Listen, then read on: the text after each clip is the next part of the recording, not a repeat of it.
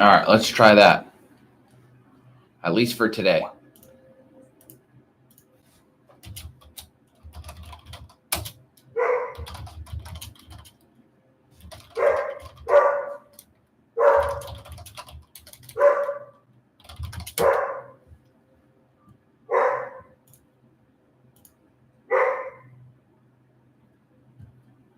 All right, that's better.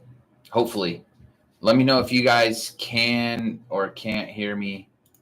I don't know, maybe with just a thumbs up in there or something. Audio is back on Discord. That's funny. All right, well, tough shit because I'm not going back.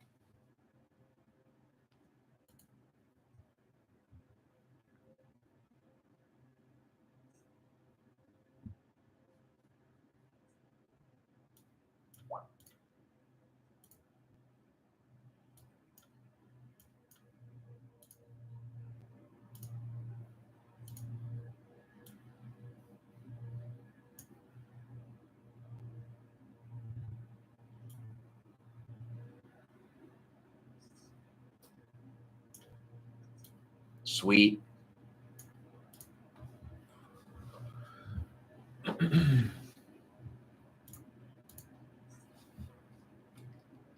For anybody wondering, I am officially standing.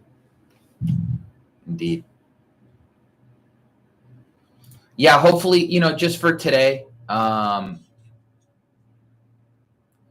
how messed up is that, right?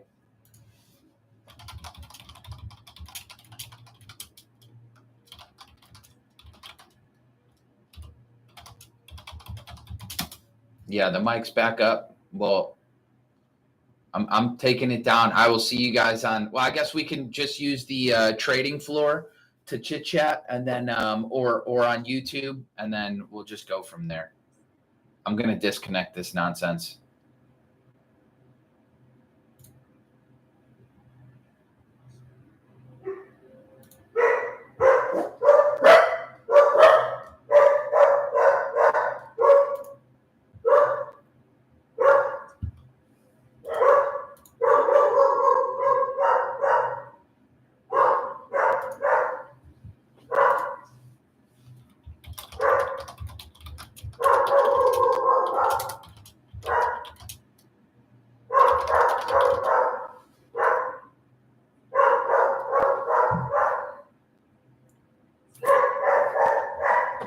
Jesus, the dogs are going nuts. Come on, guys. Quit fucking around.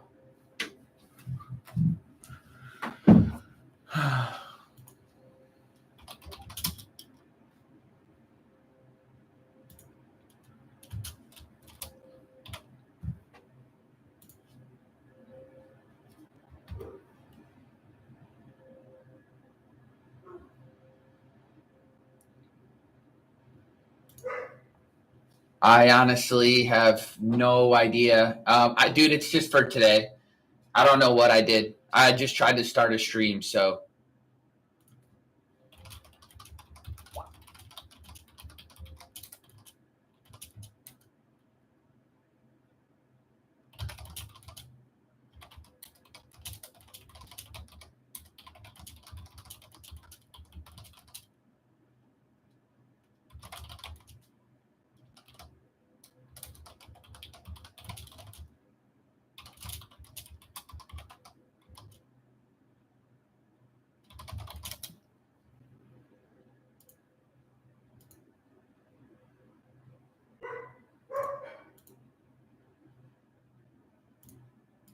Can I reply to somebody? How can somebody be reply? It looks like somebody might have found the.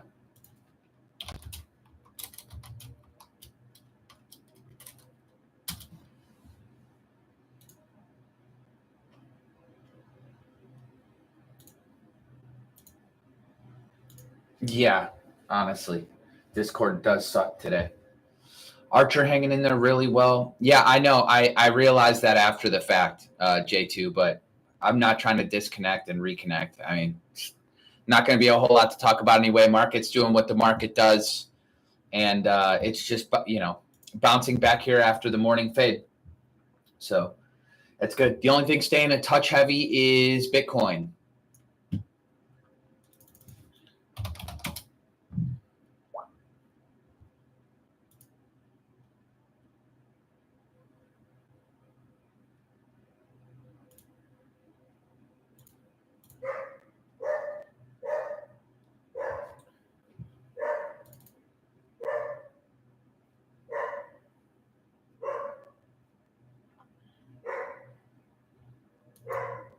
BMNR had a pop only to fail.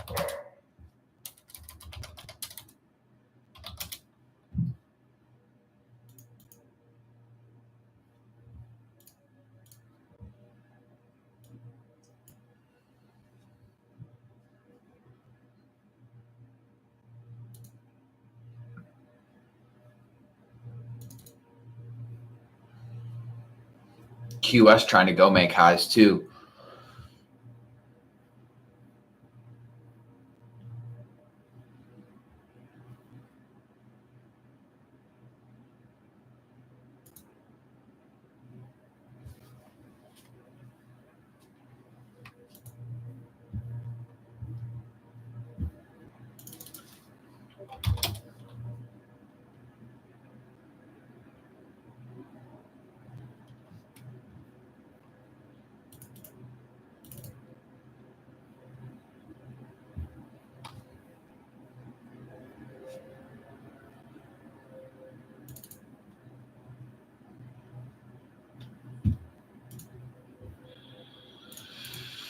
Yeah, QS. Absolutely monster move, man.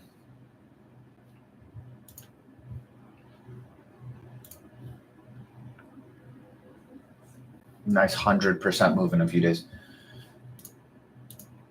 Hopefully this just is a good signal for Tesla. The batteries are going to get cheaper. The batteries are going to get cheaper. I know, man. SE, I like what this thing did is it got back through the 50 simple moving average. But then, it never really just slows down, dude. This thing just once it gets going, it gets going. Kind of annoying, but what are we going to do?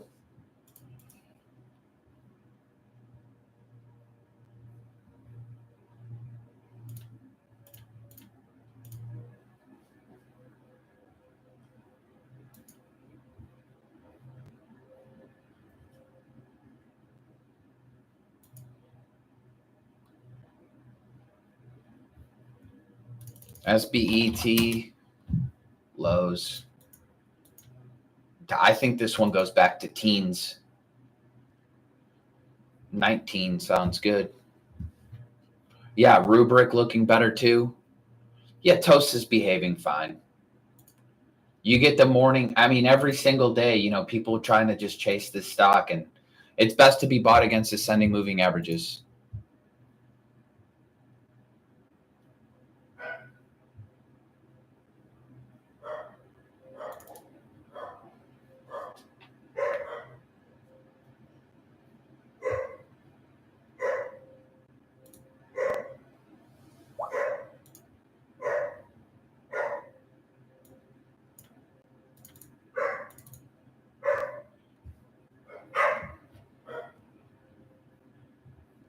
Crispy.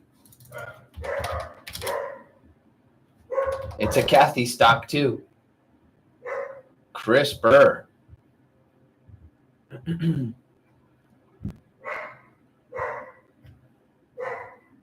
that's awesome.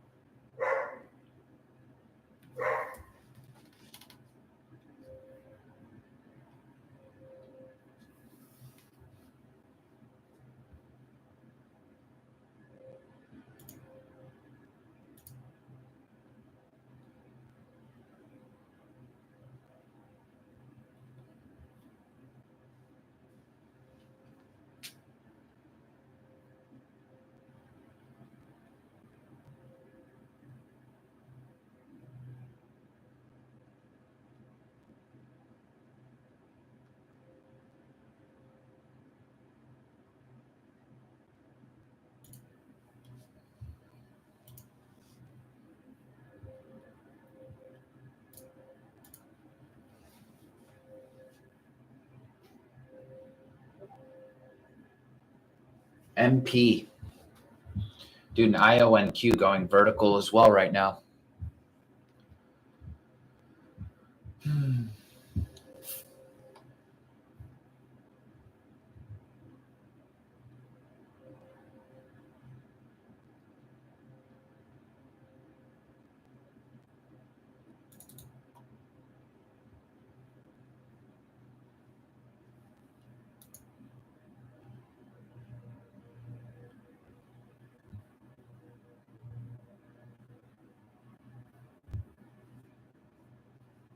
Yeah, I don't know how to change that, Zen, but I'm just going to leave it for today. If I ever have to go back to YouTube, I'll do that. But I do appreciate you letting me know, dude. Can't see myself doing too much anyway. Scooped up Tesla this morning, so hopefully that thing closes and acts well. You know, wish it were acting a little bit better, but you know, it's so far so good. It's up 3% almost on the day, so can't ask for too much more. A-Lab, yeah. A-Lab, this thing's just been chopping around.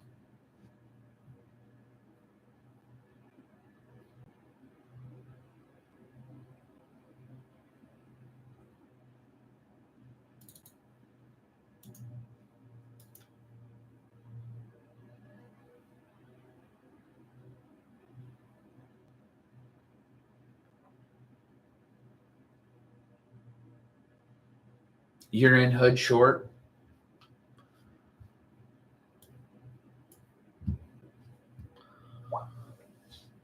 You and Mark Minervini both, huh?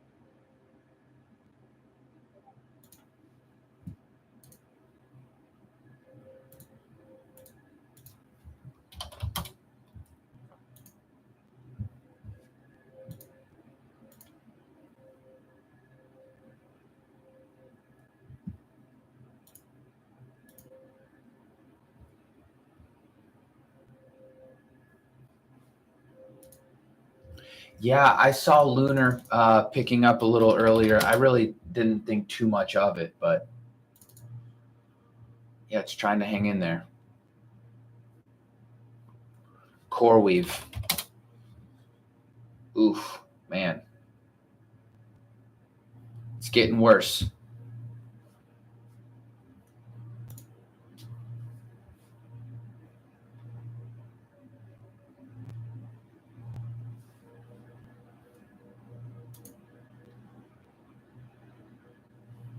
Yeah, enjoy that ride, Minnie. That looks like they are working really well.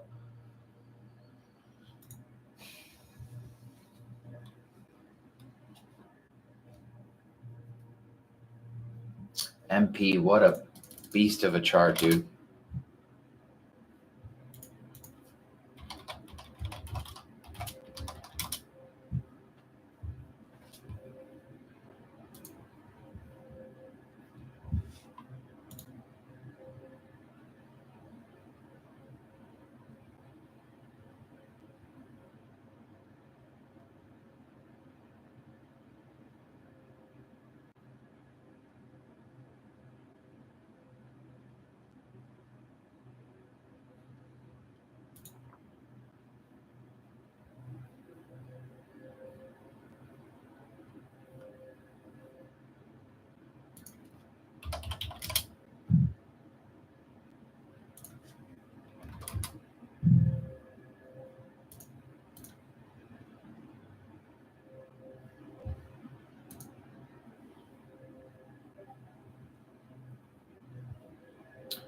When QS actually starts acting heavy, meaning pops get stuffed, we're hanging out below VWAP. Everything besides what it's doing now, which is every move down gets bought right back up. That's when I'll start to really consider QS. I thought yesterday was going to be pretty good, but nope.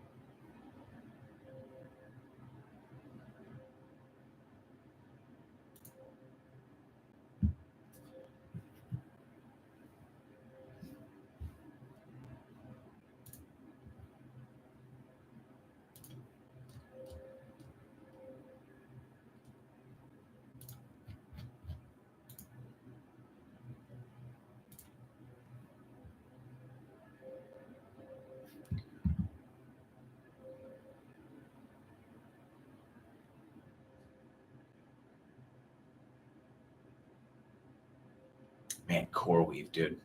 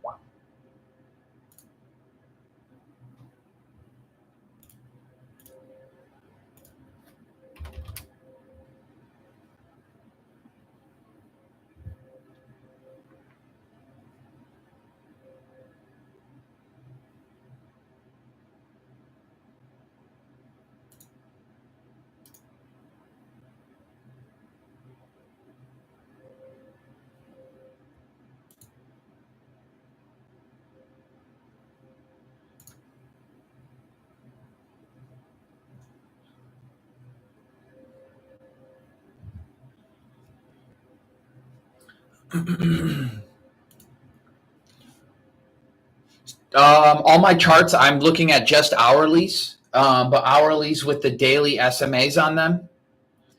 You'll see like the horizontal line that I've got right here. That's the 5-day. And then on other daily charts, you'll see like, let me pull that up for you. You'll see like this little blue line, that's the 5-day. This green line, that's the 10-day. And then, as we're going up or down, you'll see like, you'll see this yellow one. That's the 20. You'll see the orange. That's the 50. It coincides with the daily. But on my other charts, where I'm just looking at the hourlies, I only have 60-minute charts with the daily SMAs on there.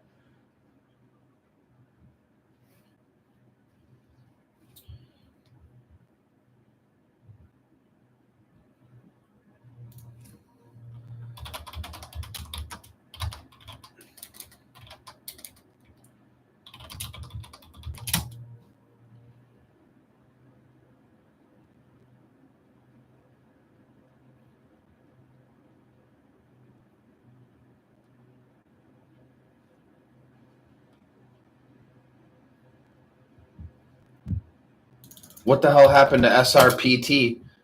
Martin Shkreli was bullish. That's the same reason quantums are going up. It's because Martin Shkreli's bearish. Poor dude. Shorting a bunch of charts that grinding up as a group and longing a bunch of charts that are getting his ass kicked. Make it make sense.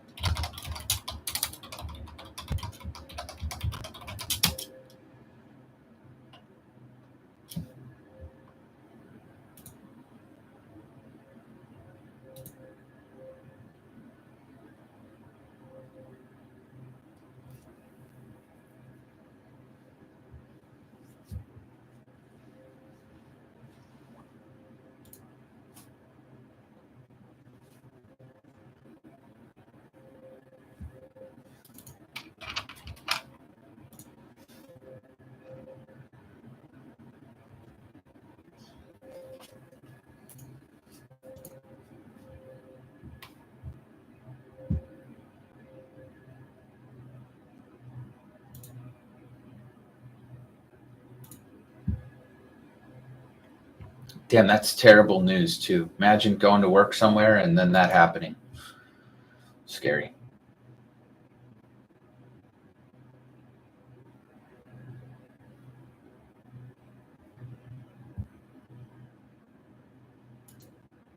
Yeah, I did a video on them in the room. And I talked about what they were.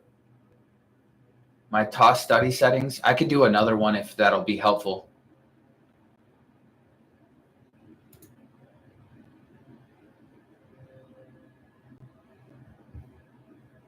MSTR. Stay heavy then.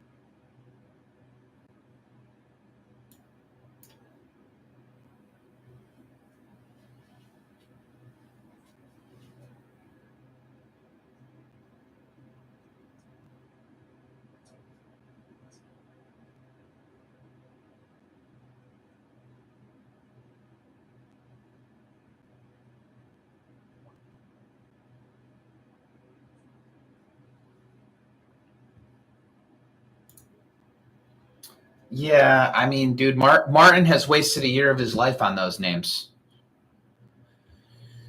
He's been short those stocks for a year. And they've either not gone down or kept going up.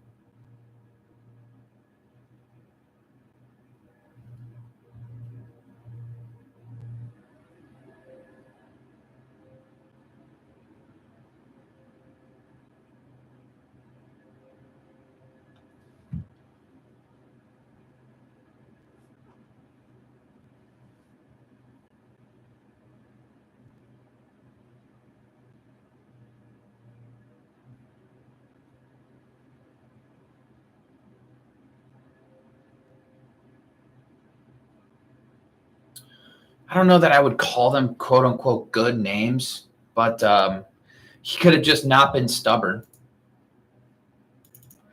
right? Instead, he's adding to his short when he's wrong. It's like, that's a sure way to blow up. MSTR, stay in heavy. SBET, stay in heavy. Oh my God, HYPD, this one was funny. I seen this one go yesterday, and I was like, what the hell is this thing? Chinese pump, another one. All right. QS, rejection at the left side peak. Maybe, just maybe.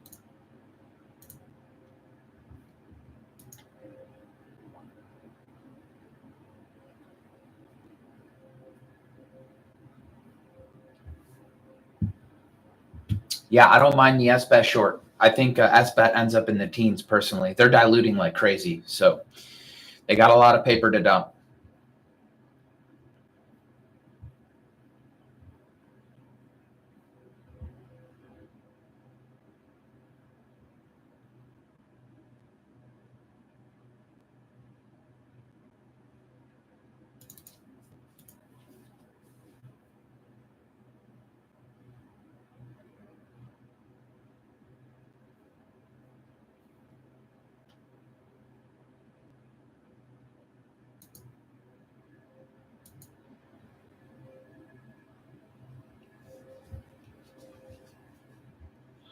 Yeah, I'm just watching the QS tape right now and just seeing if, there's not a short to be had there. Maybe.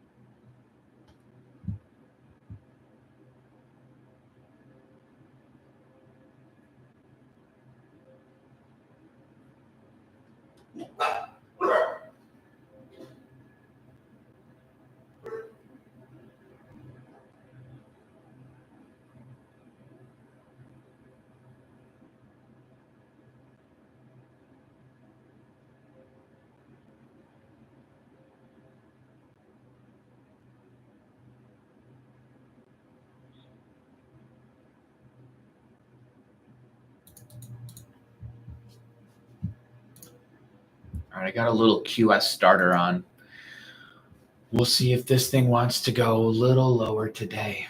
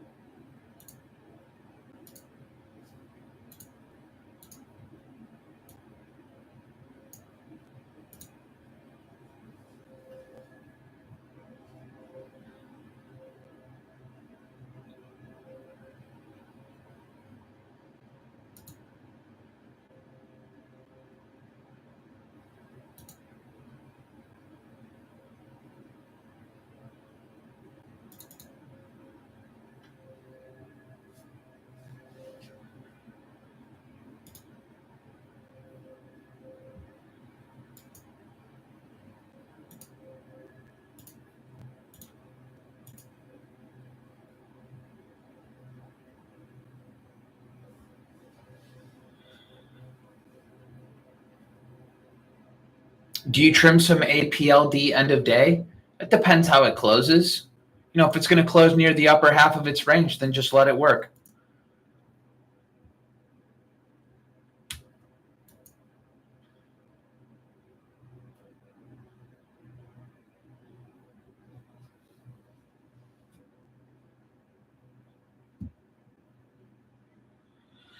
QS a little heavier there.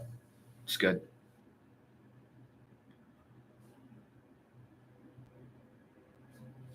Yeah, Netflix took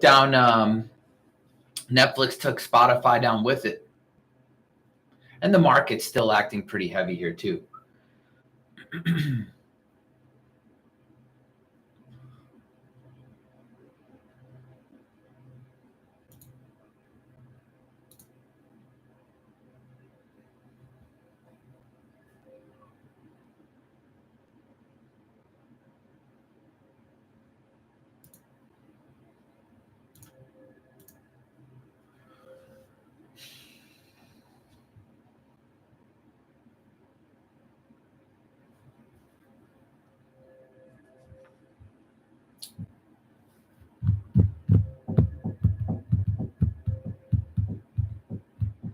Man, circle. Talk about a Christmas tree pattern.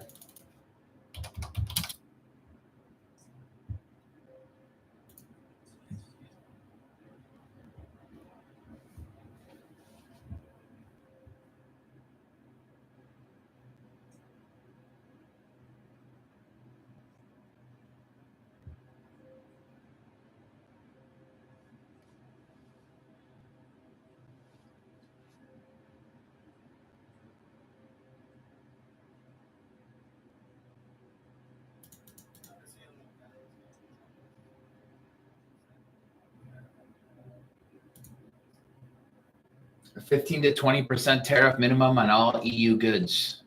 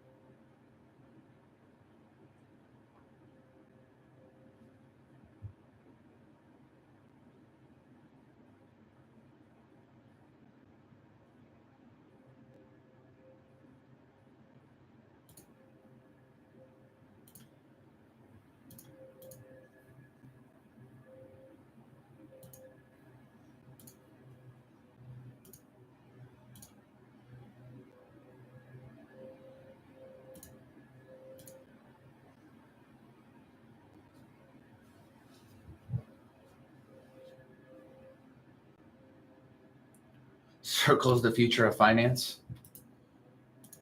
Maybe. Could be.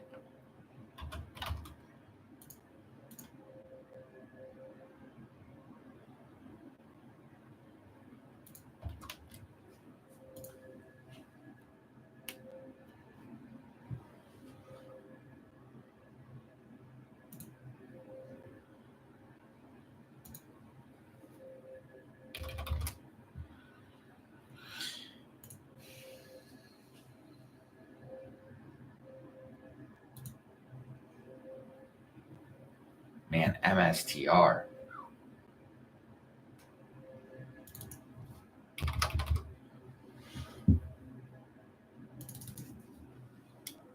SMR.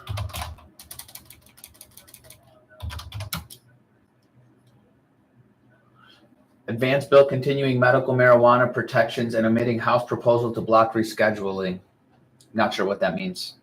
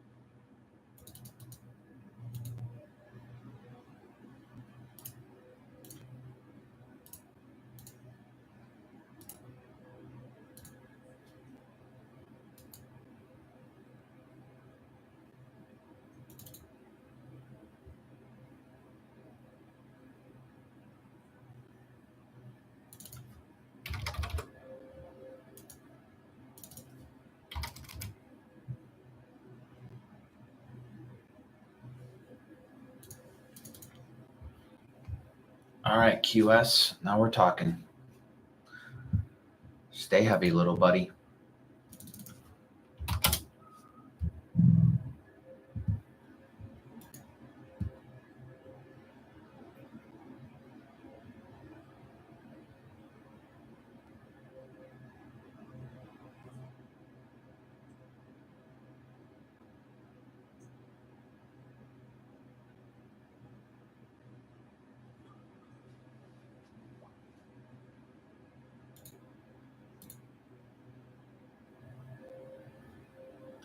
QS.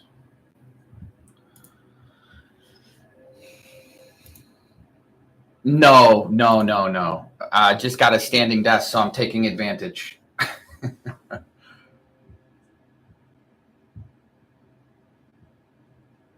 I'm definitely not always standing. MSTR. And Circle starting to work too.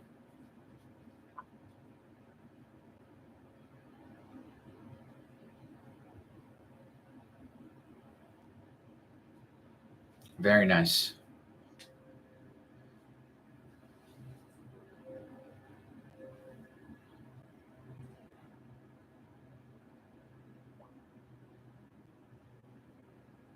Coin. Ugh.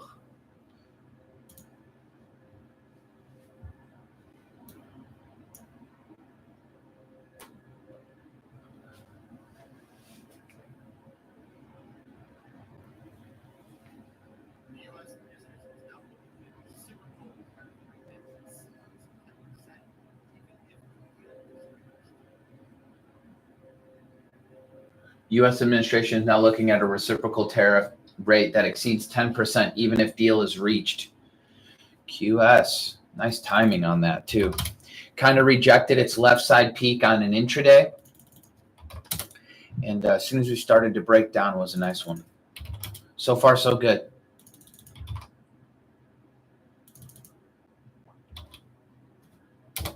So far, so good.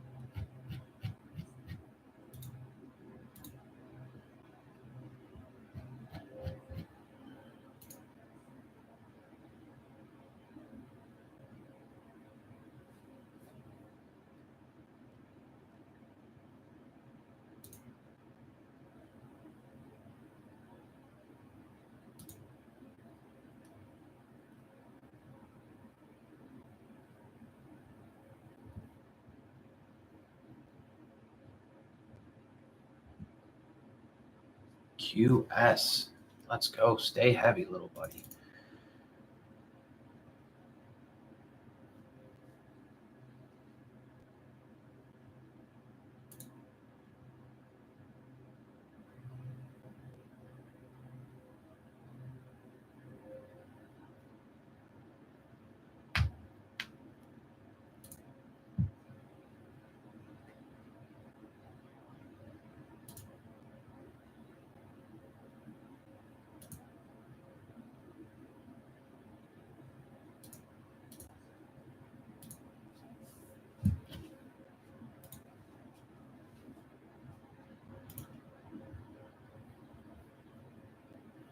quantumscape. Oh, we're back. We are live. QS, fade it away, baby. Send it to the lows of the day, please. It's not that I always like taking these. It's just, okay, first of all, this daily is ridiculous. Two, I was just, watching every single dip, so far every dip has been held, right? You could see even like this move down. But then all of a sudden, it just starts to bounce. And then what does it do after a bounce? Just like a bigger time frame, you go up, you go sideways, you tighten up, and then you follow through. So it's like you really have a left side peak here to kind of work with. And then if you take it down, at this point, I was just starting to watch level 2. And then, I just took a short and a breakdown. And for now, it's kind of staying heavy. It's not some impressive move or anything like that. I'd like to see it go down, go sideways, break lower, get below VWAP, and close weak on the day, as like a first red day setup. Right. And then what would help me, what would like give me some conviction to be comfortable holding it overnight? Something like ENVX also acting a bit weaker. And clearly this thing still looks pretty damn good on the daily. And then, maybe a few more of the other speculative names, fading off. Maybe some of the quantum names, maybe some of the other drone names, just speculative stuff, kind of acting heavy for the remainder of the day. Obviously, Bitcoin being one of those things too. And for now, QS isn't really doing anything wrong. But, at some point, you got to try and take a stab and pick your spots, manage risk.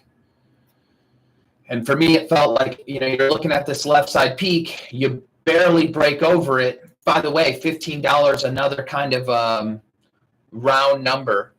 And then you start to fade from there. And I don't know. But, it could be a nice fade back to $12. And by the way, the chart would still be perfectly intact on the daily. It's just got a bit ahead of itself.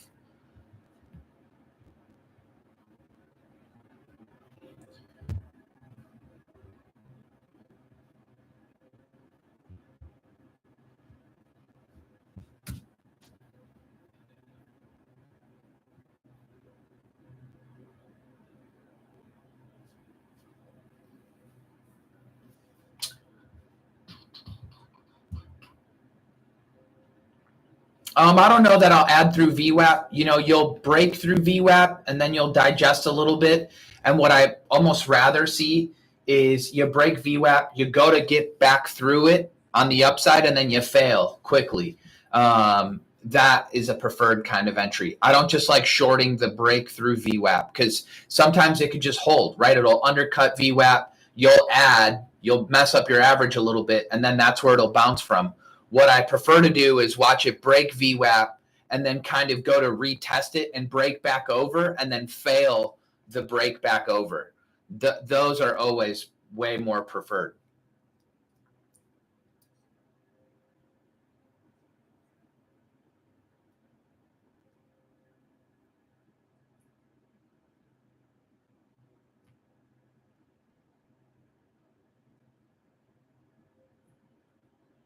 Sumi, I hope that answered it for you too, that response to Alan.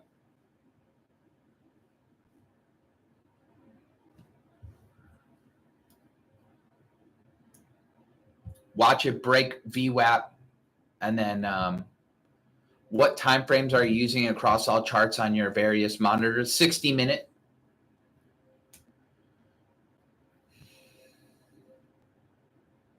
Yeah, I don't.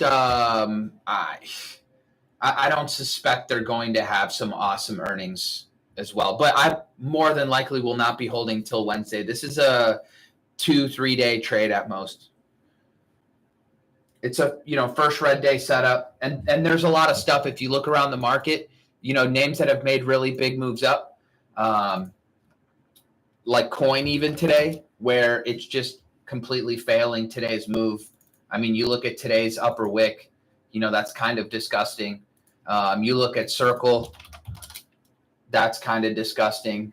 You look at MSTR, that's kind of disgusting. You look at SoFi, that's pretty nasty. You look at Hood, that's pretty nasty. I could keep going, right? So your job is just kind of to figure out what's the temperature in the room, right? The temperature in the room right now is pullbacks on things that are extended. So if that's the case, then you're either reading the tea leaves or, you're just still sitting there and being like, oh, yeah, no, this is just going to go to the fucking moon. It's like they've already gone to the moon, right? QS has already made a gigantic move. It's up 100% in 10 days.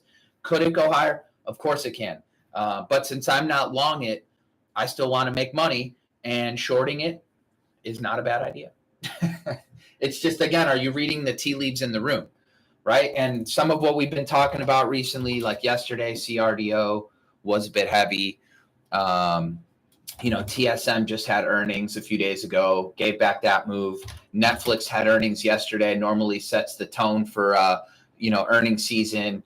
It's giving it some back. Joby was a pretty big move, and that's starting to give some back, now going right on the day. So, just kind of unpacking what the market's trying to tell you, and taking it from there. I almost want to short this Rigetti too, as it's breaking through VWAP here as well, but we'll wait a few minutes, see if we can try to reclaim.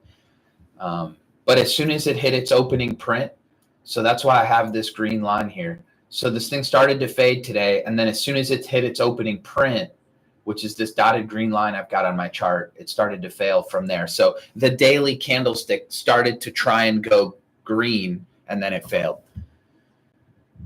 At MSTR, holy shit, that's staying heavy.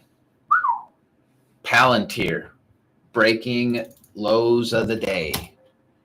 Nothing wrong with it, but breaking lows of the day. Daily still looks just fine, but obviously it is what it is. You took Joby puts. I mean, you won't hear me say nothing negative about that. They just went up too much too fast. The one I should have shorted today too was SBET. I kind of messed that up. Rejection against prior day high. This would have been a nice little spot. $39, and it's down $7 from there. But that's all right. Can't catch them all. Can't kiss all the women.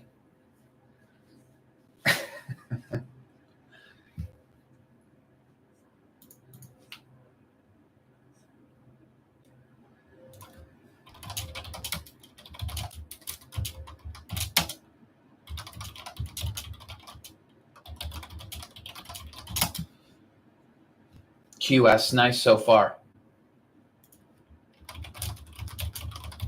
SBET was a miss.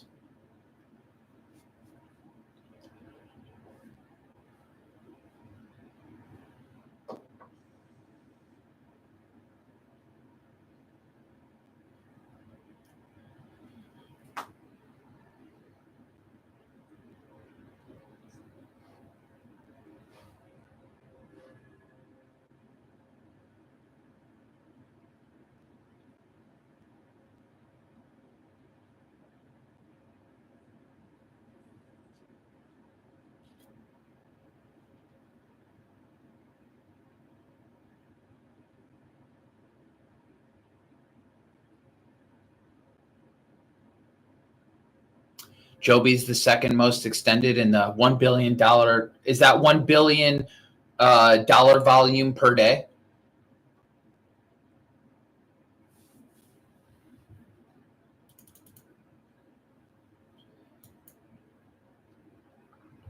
$1 billion market cap.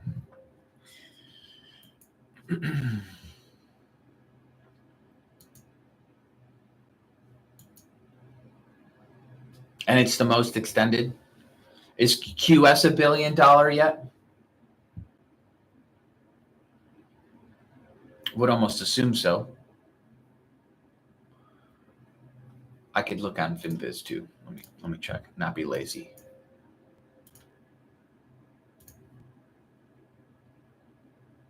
Oh, okay. There it is. It's number. It's right there. Okay, perfect. I see you.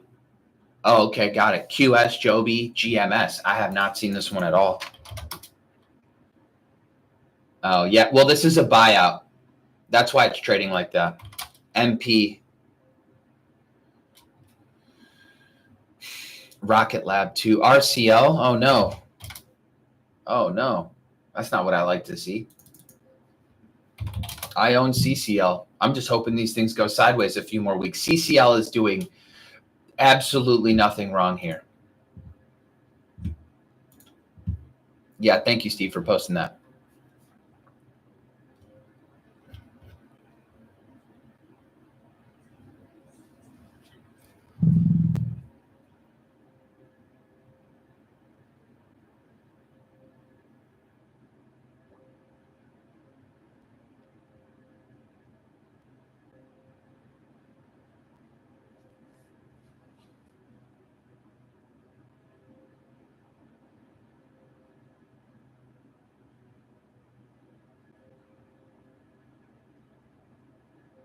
Yeah, because I think your software, it's kind of automated, right?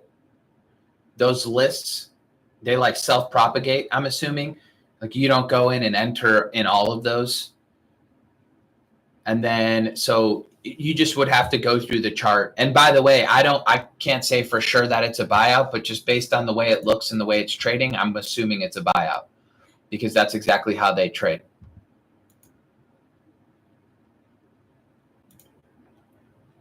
Yeah, algo generated. Yeah, I figured so.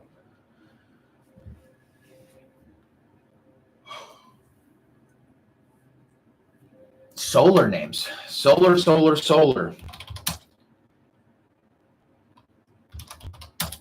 I'm assuming on your algo generated list, solar's doing pretty well today too, Steve.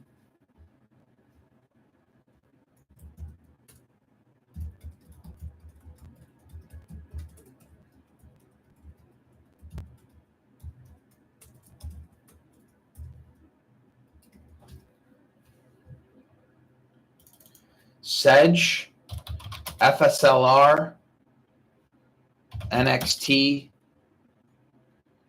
and ARRY.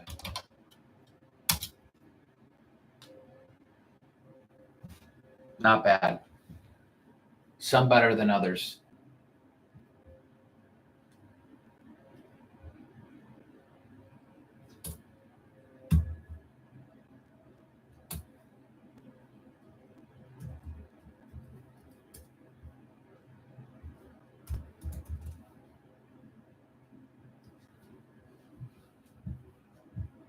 Solar's number 7 today.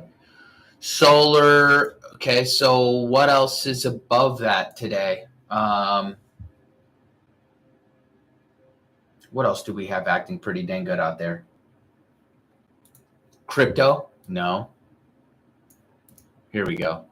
Utilities, that's right, CEG.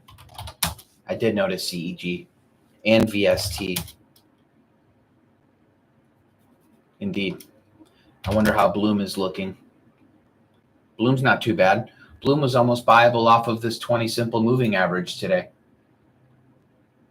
Right in here, basically. 45.5. Not bad. Yeah. Oh, China. Yeah. Futu. Oh my goodness. Almost 170 for food too from like $130. Holy shit. What a move.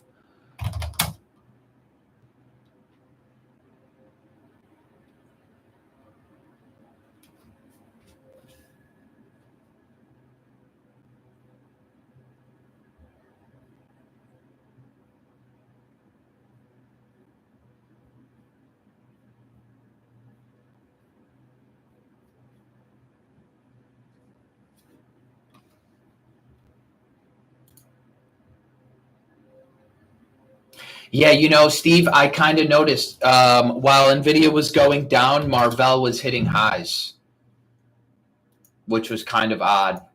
Recently, AEHR has been pretty strong. I mean, whoops. Which, by the way, doesn't say anything. AEHR has had a ugly, ugly, ugly move down. But back above the 200. It's the most important part. And building higher low, surfing the 20.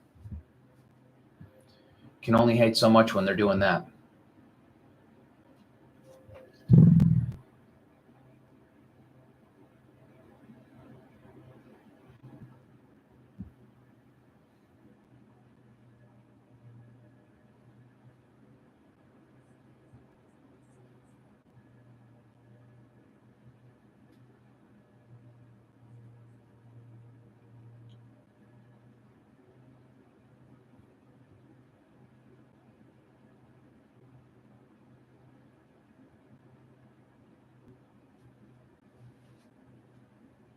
Oklo, where are you going, buddy? You're going the wrong way.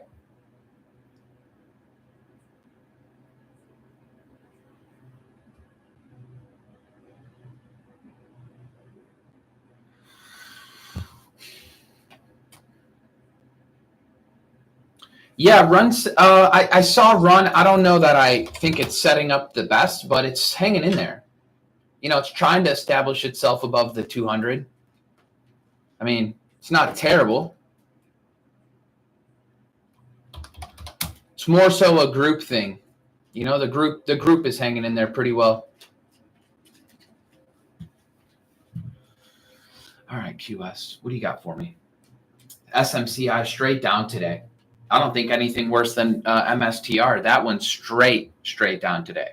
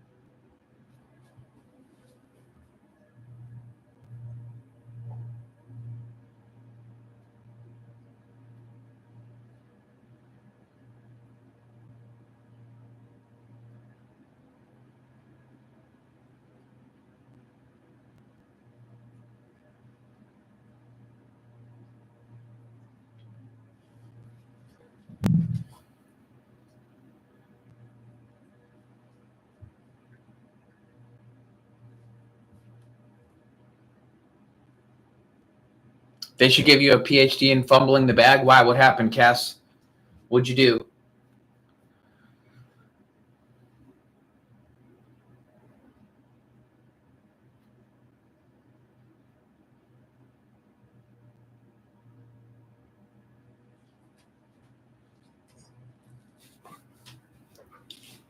What's up, baby girl? Ooh.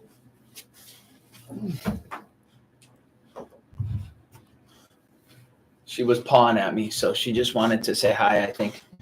You're getting heavy, girl. Anybody else have a needy golden doodle? I got 2 of them. I'll lend you mine for the weekend. Yeah, XLU Utilities. Yeah, they're acting really well today. I got an alert set on CEG. We'll see if this thing can get going. We'll see.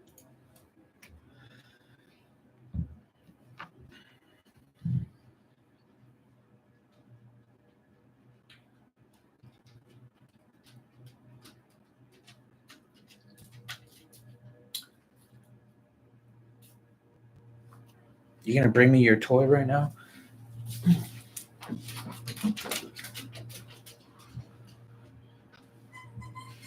Yeah, IBKR.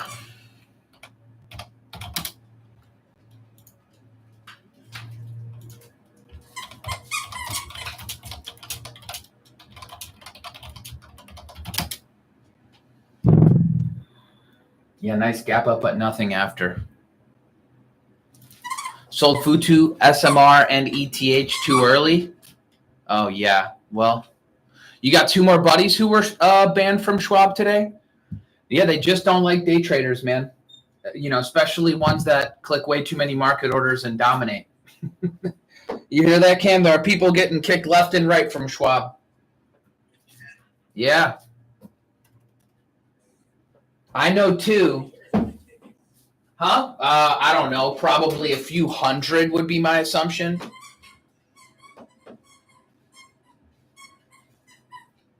Day trading savages.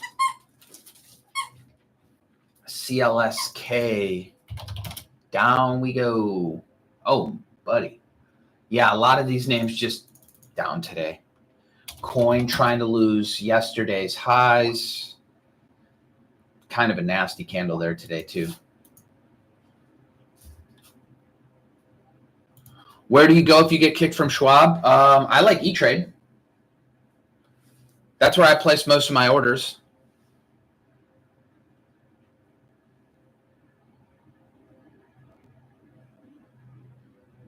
CRCL. Ugh. Puked. Dude, I hated Trade Zero, man. God, I hated Trade Zero so much. Commentary on that, so not coming from Reuters. The U.S. FDA request Sarepta to stop all shipments of gene therapy or fetus. Oh, wow. That's crazy. That can't be good. No wonder this thing's getting murdered.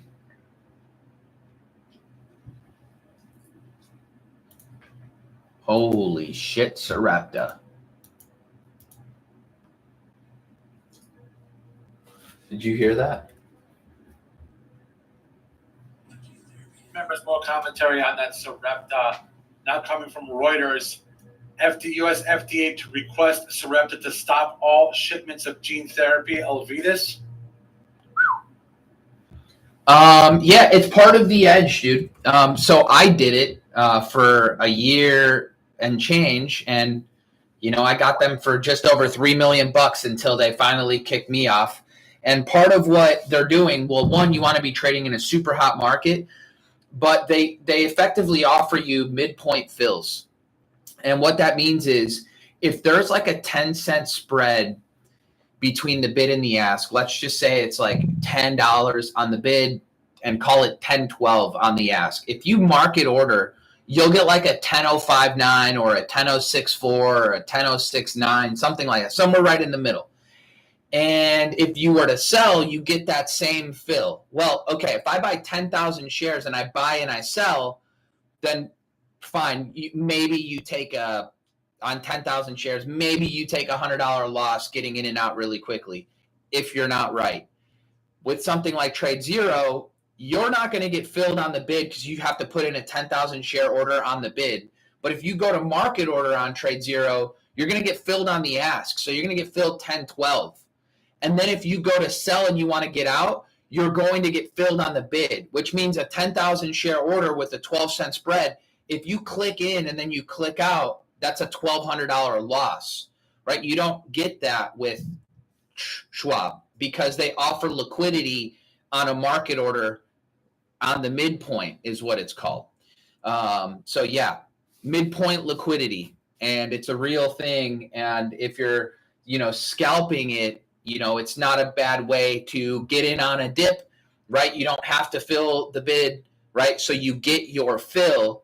And then as soon as something pops, even the moment that the bid gets to your average, then you can get out on a market order and you don't have to get filled on the ask.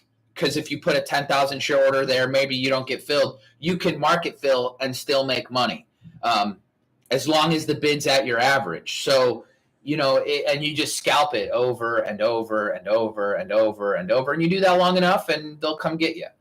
So, they eventually got me, but not before I got them for $3 million. So I didn't really care.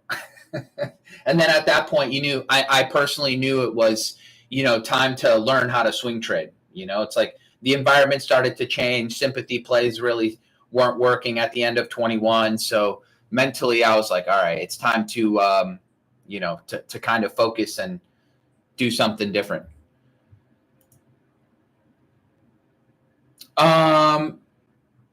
Yeah, I don't think they can stop offering the midpoint fill. I don't know that they can. I'm not entirely sure. You would think that would be the easy fix, right? Like you're just like, fuck it, right? Just stop giving people the sweet fill. But I don't know. I don't know that Hood offers the midpoint fill either. I'm not entirely sure. I don't have the answer to that question because I don't trade on Robinhood. Yeah, Hood does not. I figured. What's up, baby girl? You want me to play fetch with you? I'm going to go throw the ball real quick for her. Be back. 2 seconds. And make a coffee.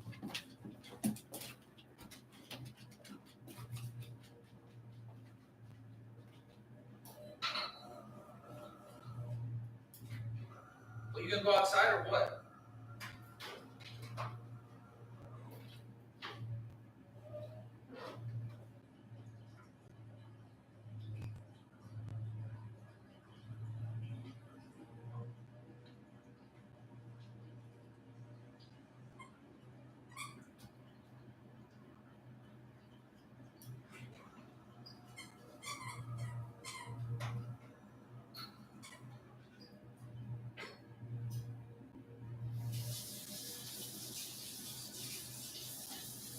On SRPT now open from earlier home.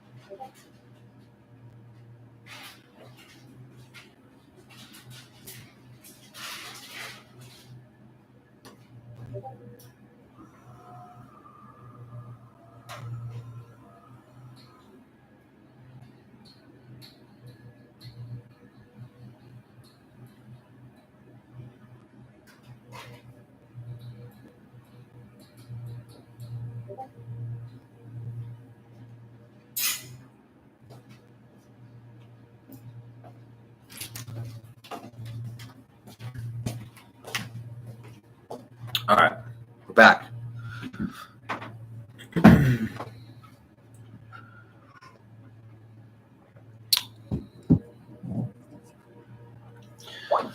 All right, coin losing yesterday's highs. Momentum is definitely down. Let's check out breath today. Does it have halitosis? I hope somebody got that joke. Oh my PTNM. You guys want to see the one that I should have shorted and for the next China scam? There it is. Holy shit. From $4 to $1.25. Oh my goodness. What the man, what a miss. At 7 ATR from the 50, I consider trimming. And then every ATR over 7, I like to trim some more. Unless you already feel like you're completely trimmed, in which case, you just trail. But breath today it's not that bad. I mean, it's better than what I thought. On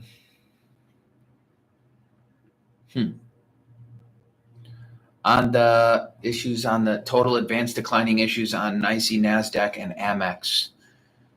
Almost 40% up, 60% down. That's not nearly as bad as I thought it would be.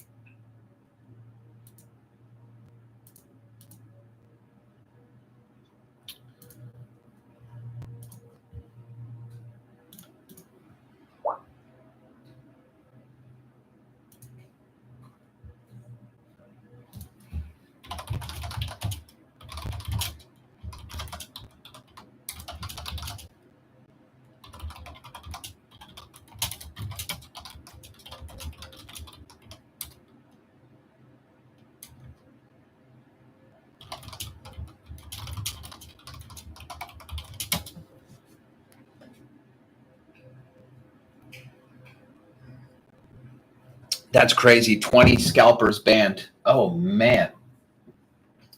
It looks like TD Ameritrade's the one that did the scalping. Oh, no, he didn't. No, he didn't. This market's Teflon?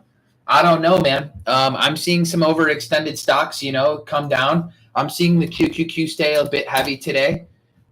And rightfully so, by the way. The daily on here is fucking nuts. All right? That's all I'm going to say. It's fucking nuts. And, we could use some much longer digestion. And by much longer, I mean much longer. Quantum showing relative strength. Well, they cured cancer, dude. Those quantum computers are going to make serious strides in the in the field of cancer. Yeah, Tesla's getting a little bit heavy, indeed. Well, for that matter, so is QS, so that's all right.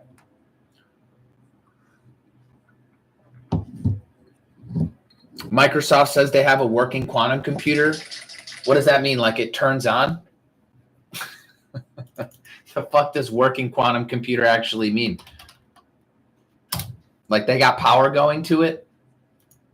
Oh man, SRPT getting worse. You only took 4,500 shares of SBET today? I mean, that's kind of plenty. I took 0, but a reject of yesterday's highs was perfect. If you took 4,500 shares of SBET, you should be feeling pretty good, and because it might fade another $10 for you.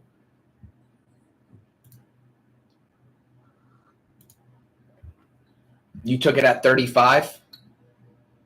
Still beautiful, dude. What? You're up 20K. It's not bad. What are we talking about here?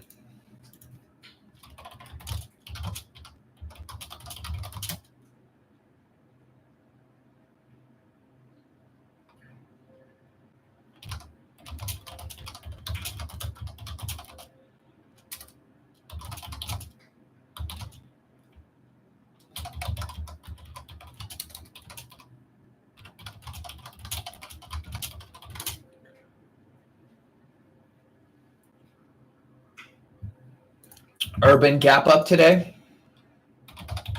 Look at this. Oh, I mean, I thought this was going to be way more exciting when I just looked at it. It's not that exciting. Nice base, but I thought it was going to be way more exciting.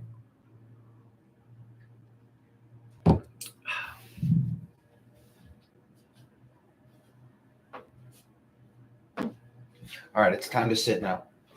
Let me make the transition.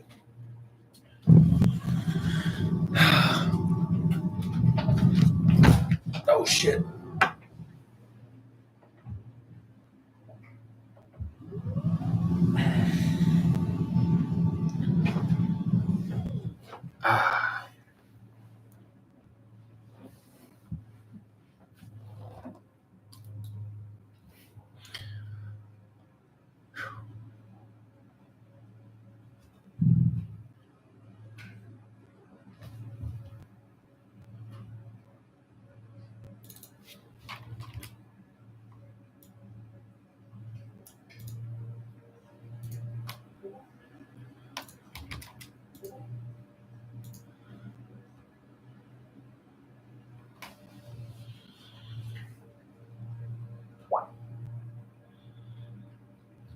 Roblox super beautiful.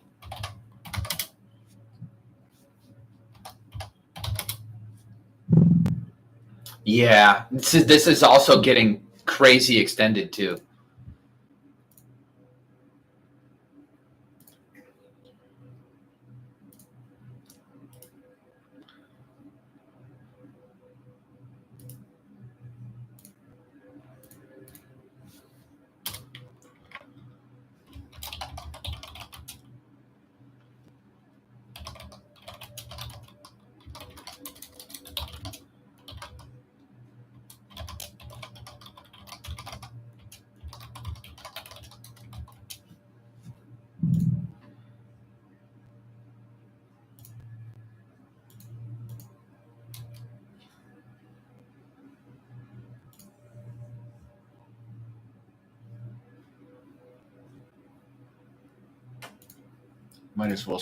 Might as well invite some peeps.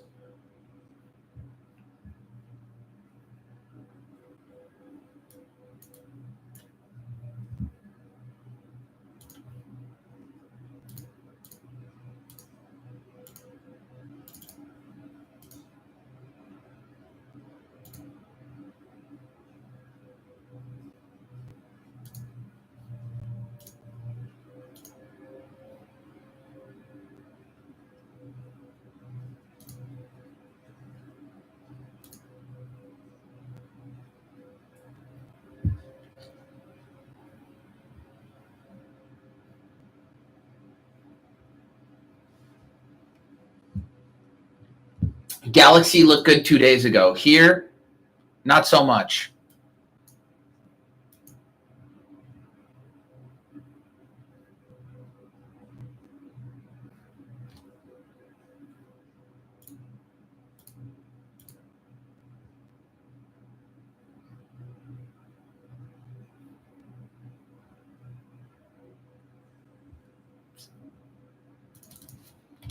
Yeah, Galaxy was good coming right out of this little tight setup. Here, it just needs more sideways. And like a lot of things, right? They gap up, and then they're just kind of breaking down today. They're not really, quote unquote, breaking down, but here was your spot, in my opinion, right over 715's high.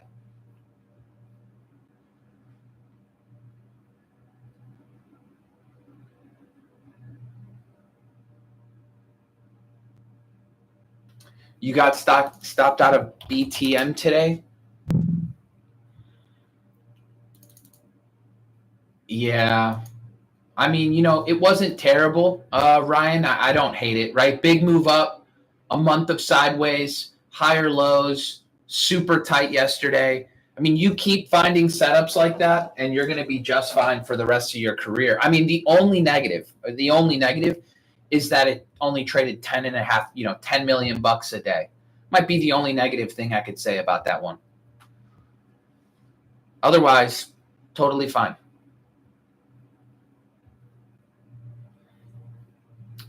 Today. So I personally like to take profits on day 3 to 5, sometimes day 2, depending on how extended it gets. But, you kind of look at Galaxy. Today was day 3. If you bought this thing at 21 and you're not taking some kind of profits at 28 bucks this morning, and you're sick in the head. I mean, honestly, you'd have to be sick in the head to not be taking profits today on day, some kind of profits near 28 bucks. So you're up 30% in 3 days. Enjoy the money, take some off the table, let the rest work. Yeah, hit 30 in after hours too. Yeah, you'd have to take some off the table. In fact, if I saw this spike in after hours yesterday, which, by the way, I did, I just didn't do anything about it. But if you saw the spike to 30 in after hours yesterday and you didn't take anything off, and you're in at basically 22, and all of a sudden you just catch a $8 move in 2 days, you know, market's going to humble you if you don't learn to take some profits too. Coin, steady fade since that morning pop. MSTR. What do I think of ARQQ? I looked at this one yesterday. I actually thought it was halfway decent today, but I mean, not a terrible setup, right? Little base going on here, but you know, you've tried to get over that 43.50 level and then you just failed. I mean, it looks fine, but it just failed. Right? Nothing terribly wrong with it, but what are you going to do? It just failed, you know? Sometimes shit just fails.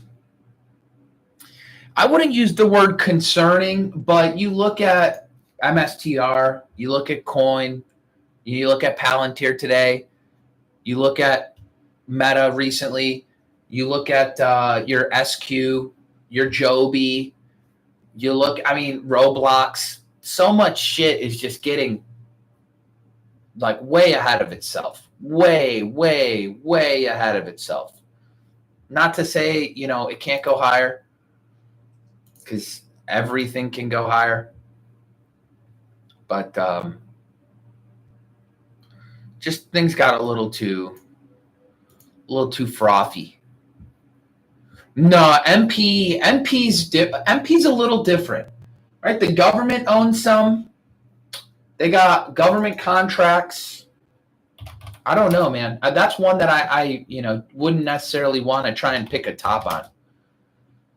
BMNR, ugh. SBET, this was a miss for me today too, man. SMCI straight down today too.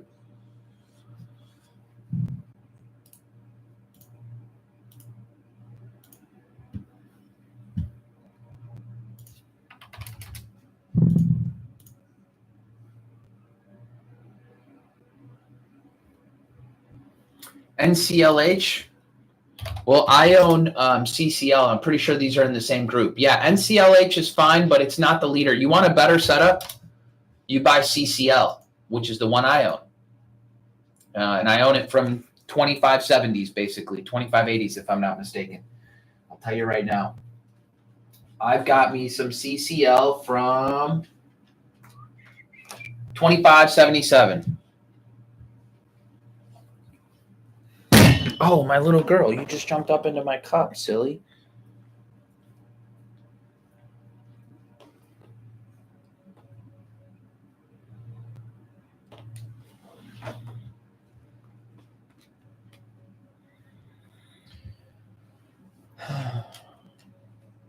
Yeah, some names are just straight down for the day.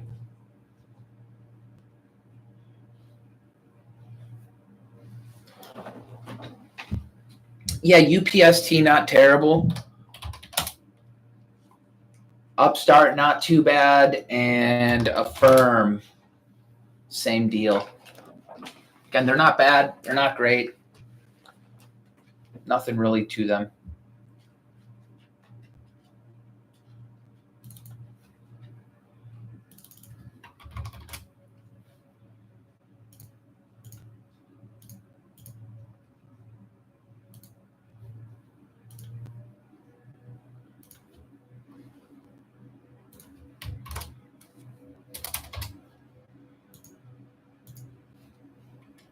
What about Bull? Nah, no thanks. Nah, I can't do it. I mean, for one, where's the setup here? Two, this is just a stock that's gotten absolutely murdered from highs.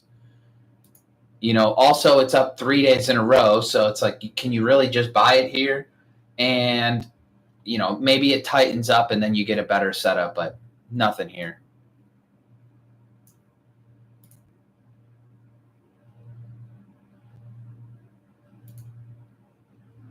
I thought SBET was perfect. A rejection against that $40 yesterday's high level looked beautiful. I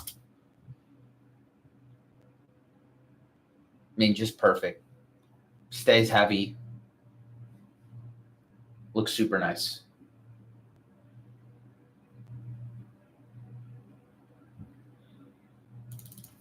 And I personally think it's going back to teens. No, I'm not in Sezzle or Dave. They had really nice setups from these earnings gap ups as high volume close setups right in here. I thought they were really nice setups in here. And then Dave had something very similar. But for now, they just need new bases.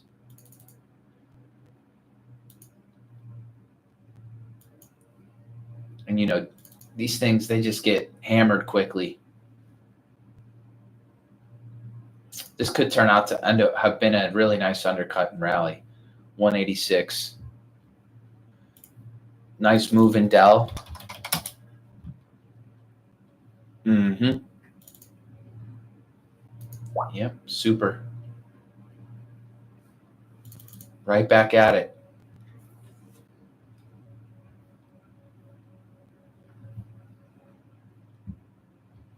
No, I'm not watching TMC. I've seen it, but I'm not trading this name. There's no setup here. This is still far too extended from the 50. Let me see.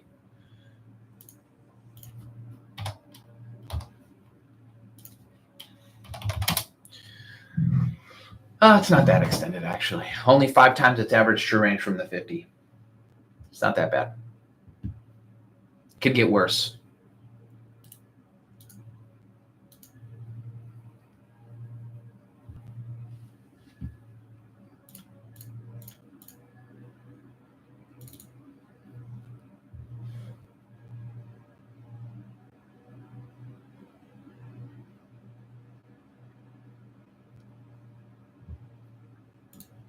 I think AEVA is worth stalking for sure.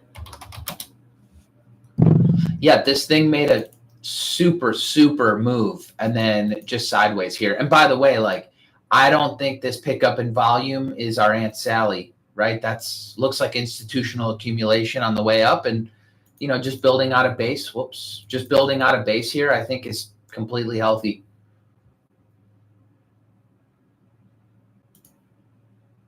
Well, earnings next month still quite a ways away.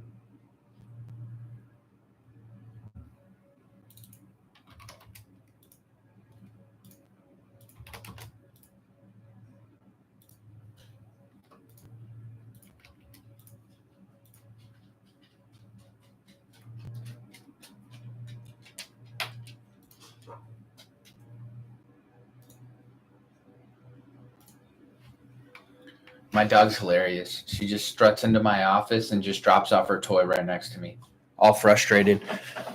All right, here you go. Go get that.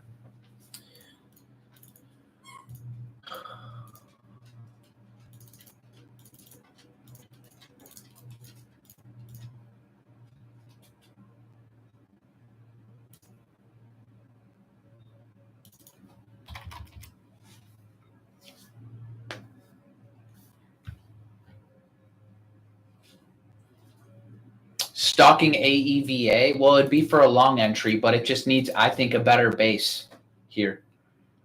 That's just my opinion. It needs to go sideways a little bit better. Core weave, man. Holy shit. Still fresh lows. Unwoven, as they'd say.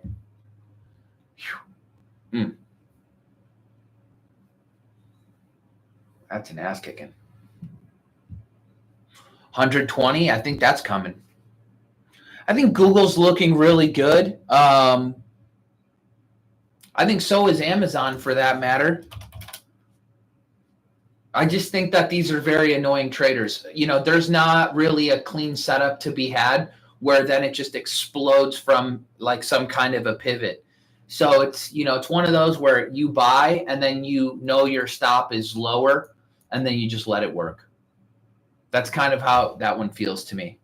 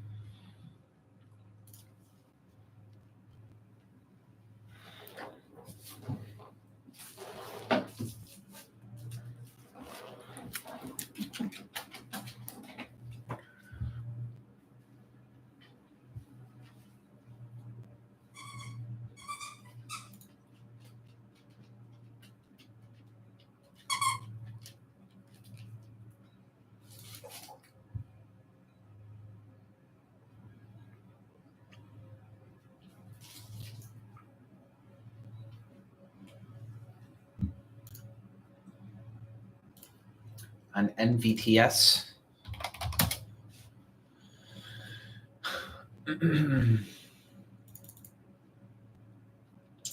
Yeah, I don't know what this name does.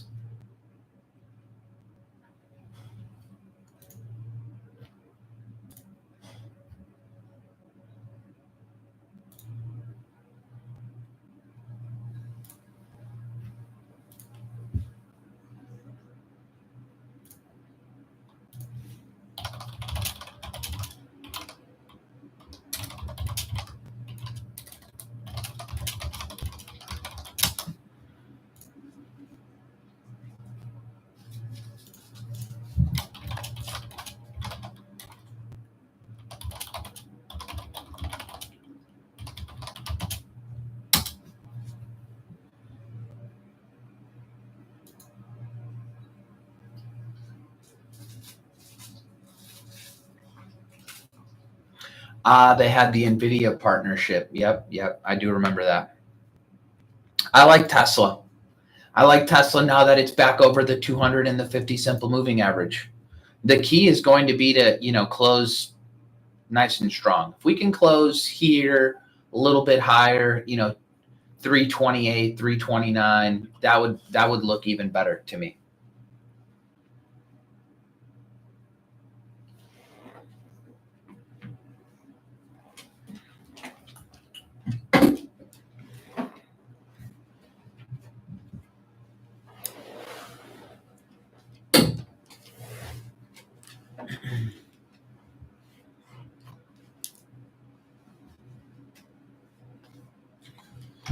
MP.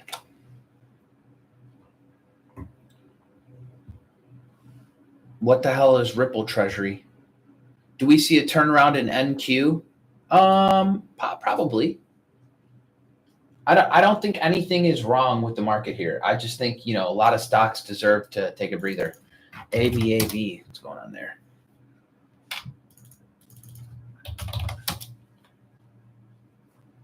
Nothing.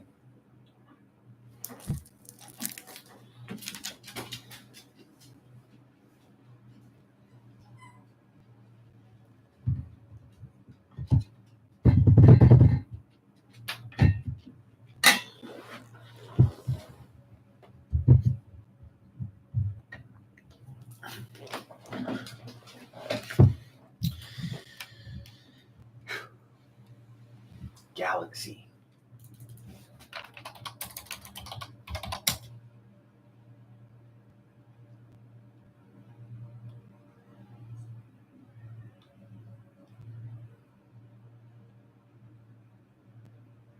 Coin bouncing right from the green to red spot almost perfectly. Doug, what the hell is Ripple Treasury? Is that like that's the Ripple coin or whatever?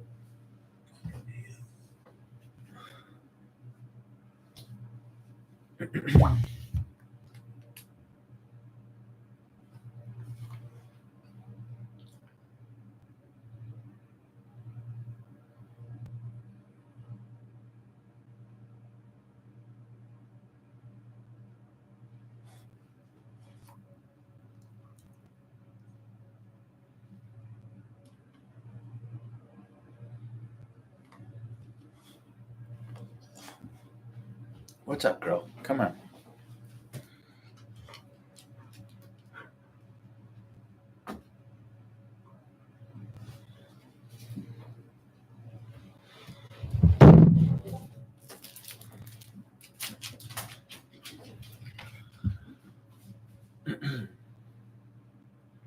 Gotta love two golden doodles, man.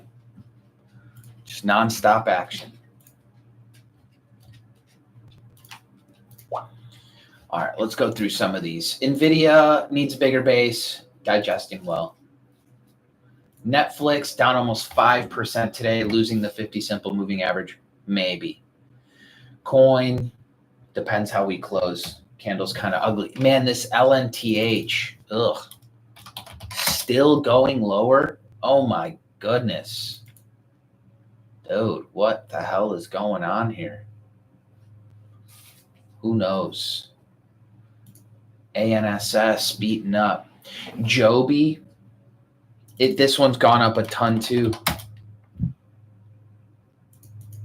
Who knows? Maybe this thing wants to gap up and go 20 plus. I'm not buying Sedge just yet, but definitely watching these solars. I think, Sedge is probably bottomed, and this is a beautiful flag. I mean, literally beautiful. 27.5 will be a spot for me to watch going forward.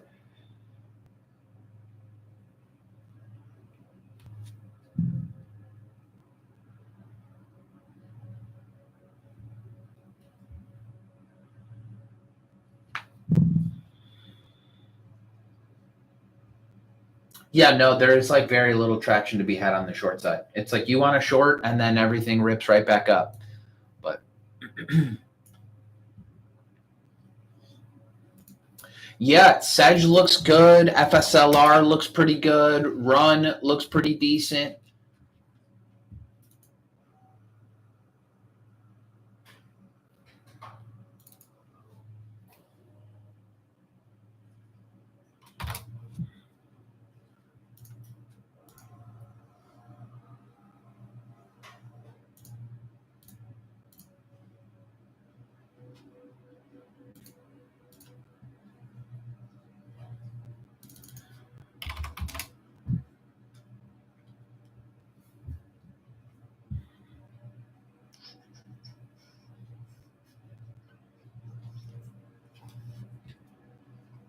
Yeah, end phase out of all of them is probably my least favorite.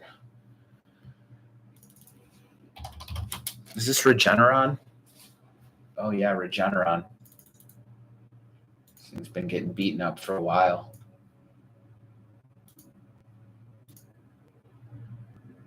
That's an ugly chart.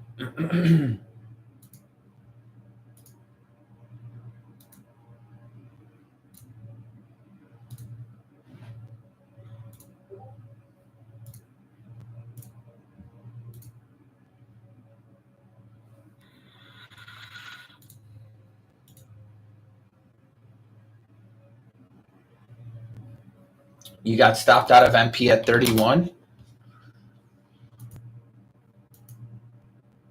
I mean, this thing had an offering the other day and instantly bought right back up. That'll tell you how strong this thing is.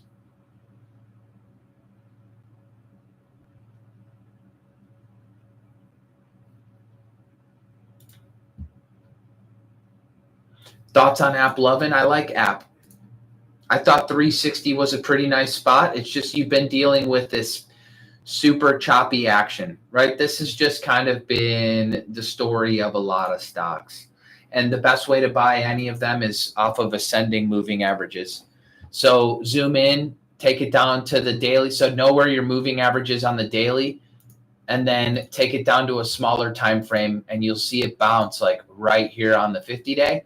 And then you'll look for like a 620 setup. So almost right now, it's effectively a good long here with your stop at low of day would be a way that you could play it. But again, things are a little bit choppy. I also got long Tesla today. I got long Toast yesterday. So, just trying to take it one position at a time. And some things working better than others.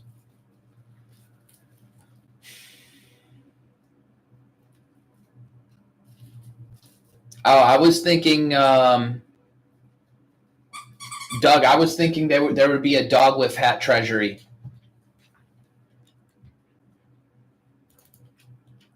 Any moment now. It's over with when someone gets fart coin. It is over with. When someone's just like, yeah, I just borrowed $500 million fart coin treasury. $45 on Toast. 45. Total shit action, but I'm up a cool 11 cents. I won't spend that all at one place.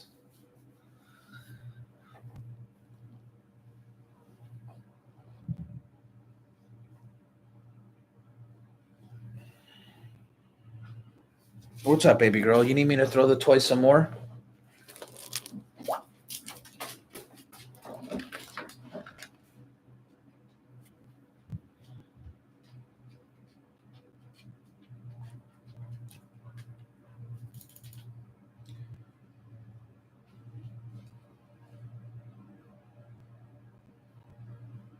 How much room would I give it? I wouldn't give it any more room unless, if your size is, super duper tiny, then you can go all the way down to the 50-day. And as long as you keep closing above the 50, you're fine. It hasn't closed below the 50 since 424. So it's been a few months, and sometimes stocks can just trend above their 50-day for a really, really long time. Just go back and study ANF and see how long, or VRT, and see how long they can just stay above their 50. They can do that for a really long time.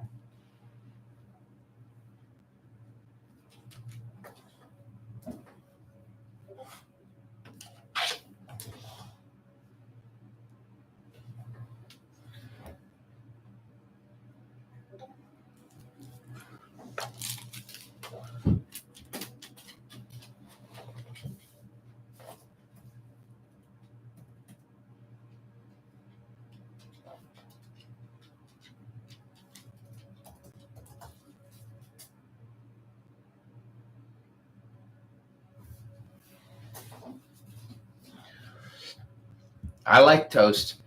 I like the business, and they're growing too. It's just the trend is shitty. But the business itself, I think, is growing. They still have a lot of room to expand into Europe. MSTR, no bounce right now. Crypto staying a bit heavy. My IBIT's down too. Not a bunch, but it's down. This thing's flagging up here. We'll see if this thing wants to keep going. Yeah, but not for long. Rigetti being down less than 1%, that's a rounding error for that name.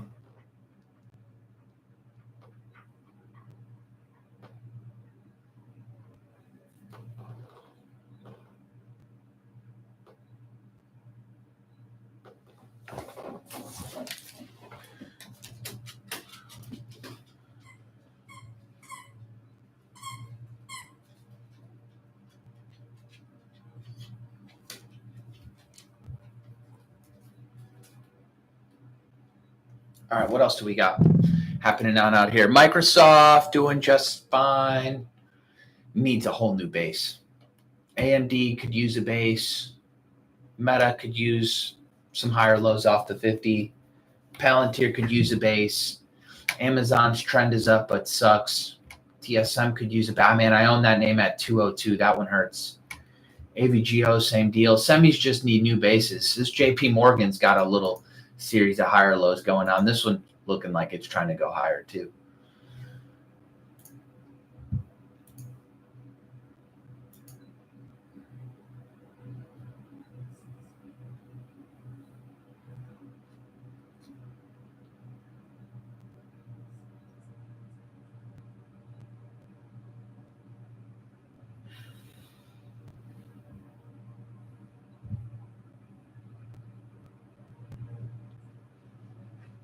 When exactly do I put my stop to break even? If we get push on day 2.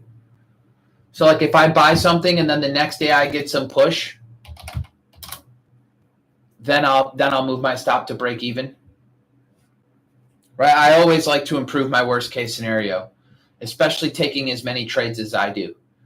I'd say recently I've taken less trades, but when you take like a trade a day, basically, you want to and your hit rate's only like, I don't know, 35% is what I think mine is. Then yeah, you definitely want to improve your worst case scenario.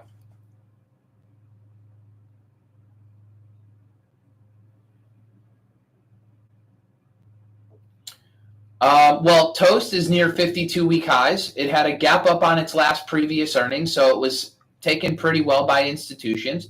It's been in an uptrend for a little while, right? Broke out of a stage 1 base into stage 2. It reclaimed the 200 during the April washout, gapped up on earnings, built a whole new base at 52-week highs, and then yesterday, you just get a washout because this thing had just been chopping. I mean, everybody who's been kind of chasing this thing has gotten put through the blender. So yesterday, this thing washes out per usual and then starts to bounce from there. And then, you get your 620 set up and you're in there. That's it. No more real complicated than that. Good earnings and sales, a nice young growth stock. Does it go? I don't know. All I know is FOUR, which is Shift for Payments, is a fairly similar company, and they're also above the 200. So some better than others. I bought Oklo already, so SMR. SMR was good last Friday.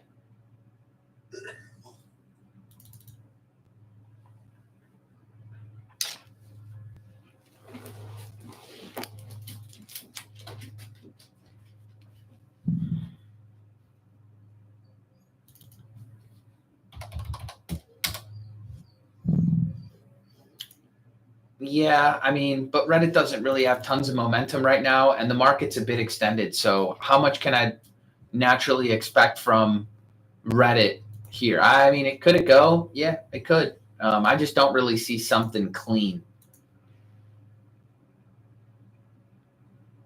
Unless you're looking at like the last 5 days of action and you think like this is some kind of a small shelf. I mean, it's like, is this really a clean setup? I don't know. I don't think so, but.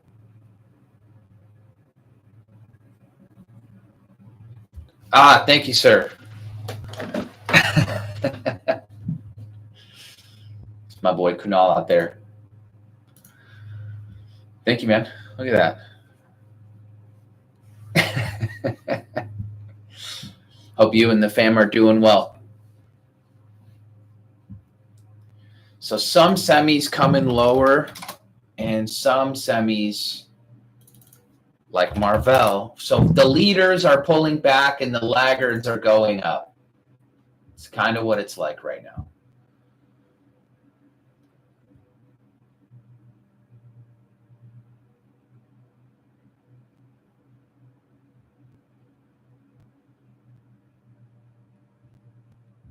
Holy shit, Circle today. Still lower, and CoreWeave too.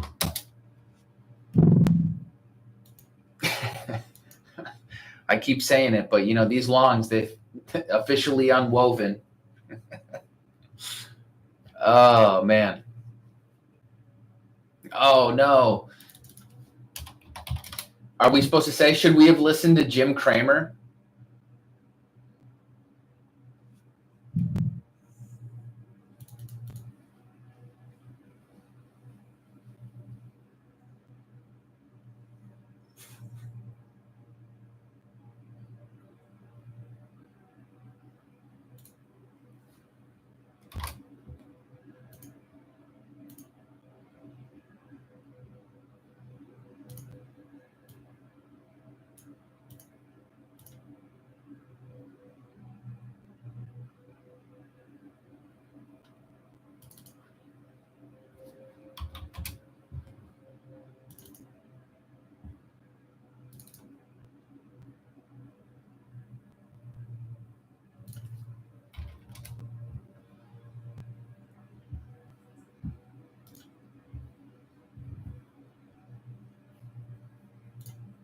It's an odd market today.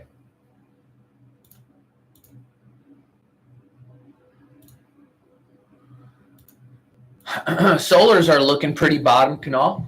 Those are looking pretty damn good, if you ask me. A sedge looks like it's done with its stage 1 base.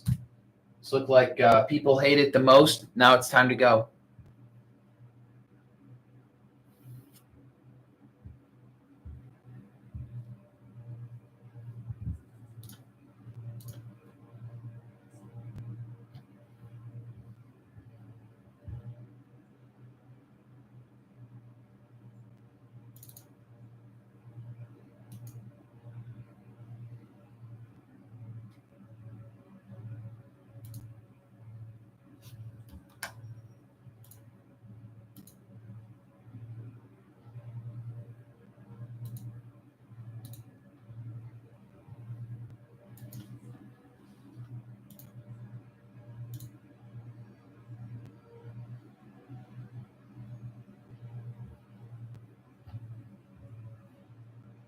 Yeah, Sedge looks like I actually like FSLR. NXT is your leader in terms of price action. Already have seen new highs. I mean, this one's kind of on the steady fade today. You'd think this thing gets picked up here pretty soon, but oof, coin lower, CoreWeave lower. And then I'm seeing a bunch of these healthcare stocks like Molina Health, ass kicked. Oh my goodness, this thing's getting worse. UNH. It's not really going much lower. So it's Molina.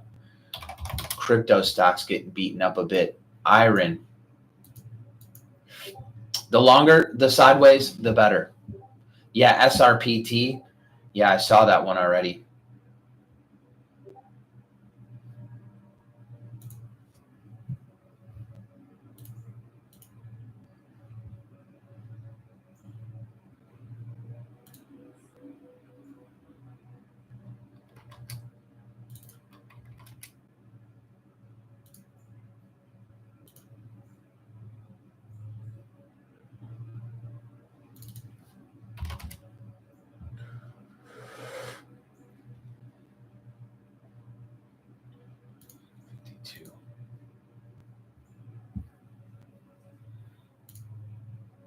TSM.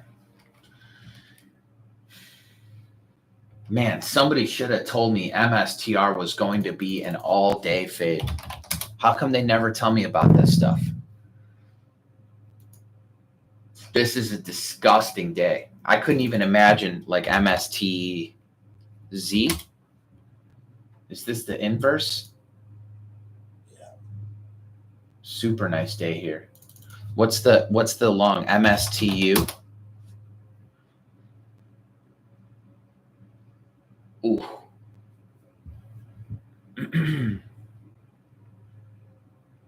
Yeah, XXRP, but that one's gone already. That one made its move. This one, it would need to digest. You can't just like randomly, haphazardly buy this thing today.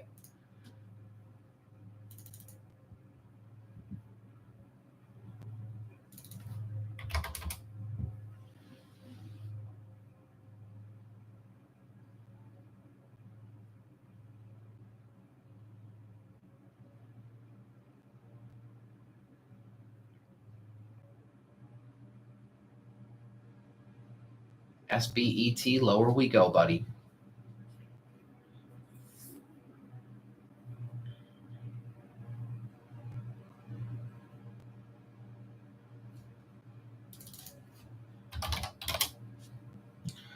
Man, I kind of want to shoot down a few of these quantum stocks too.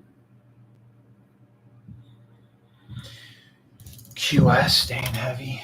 Come on, buddy. You can do it.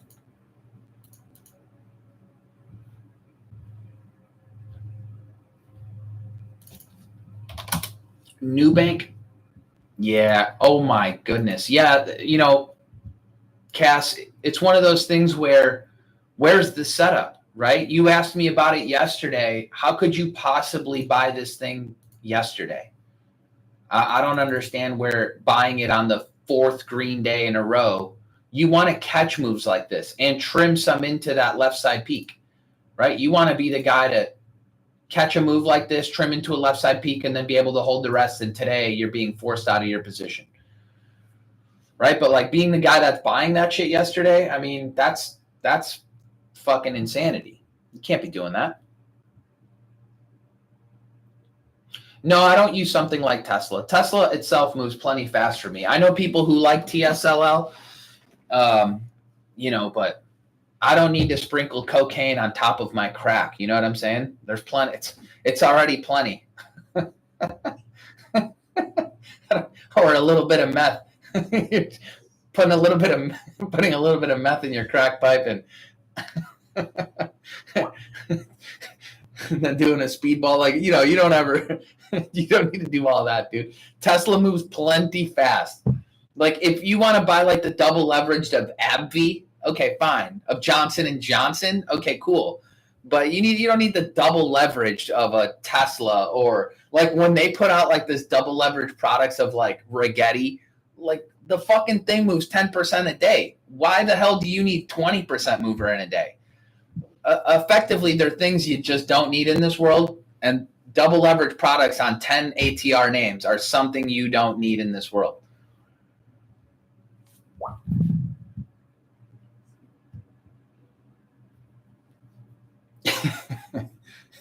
I always find that shit comical, dude. Like as if that's what's needed.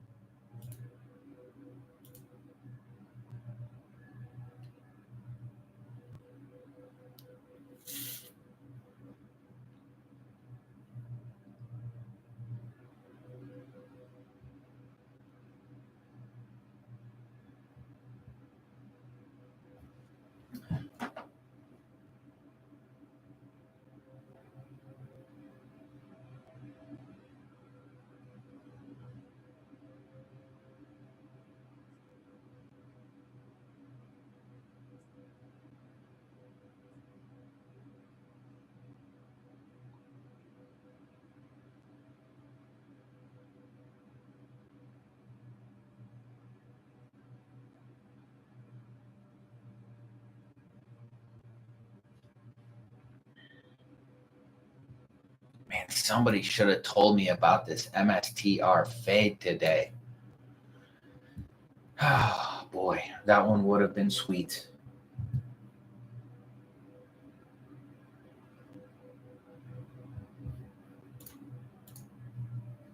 All right, Tesla, you got this, buddy.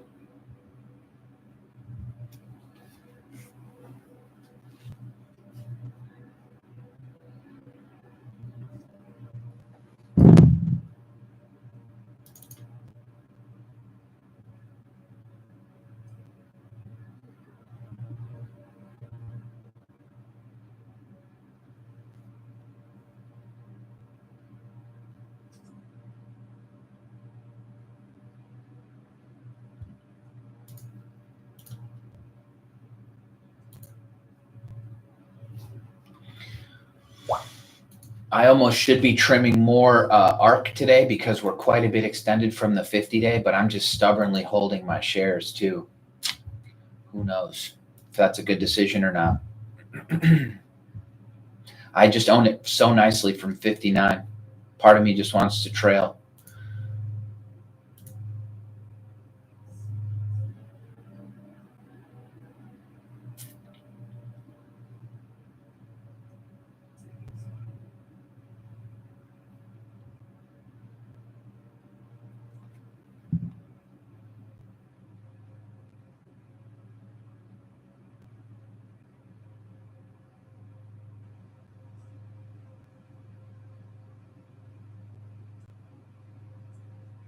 bet. Man, what a miss today. Knew I should have been shorting this turd. Coin red. What a give back. Almost a $40 move off of highs. Ugh. That's something.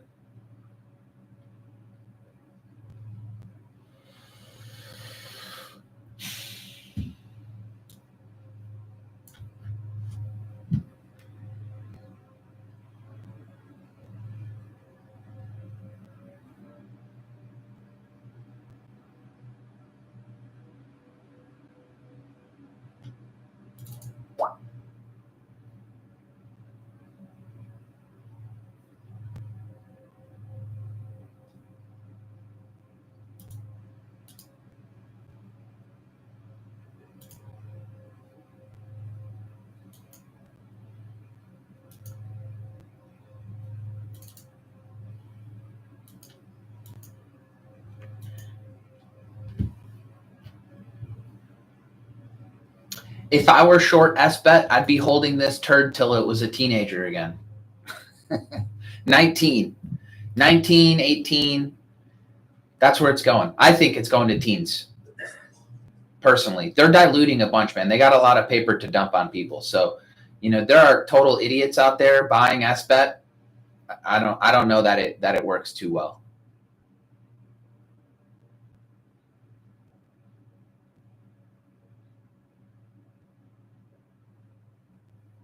But could.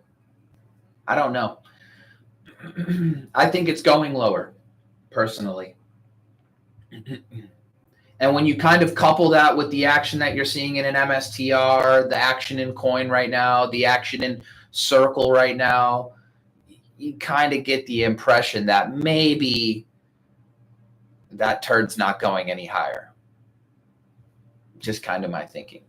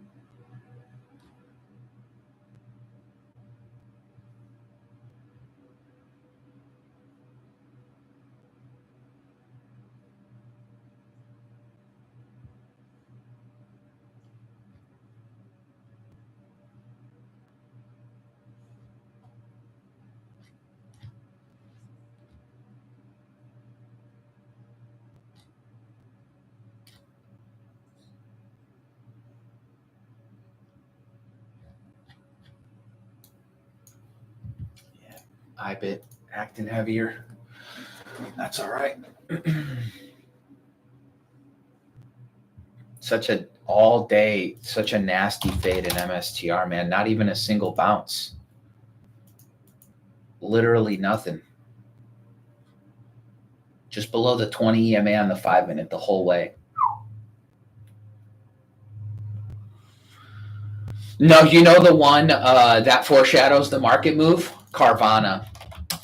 If you think I'm lying, I'm really not. Carvana has been the one that has foreshadowed the market move. Carvana has been unreal. Some CI staying heavy today.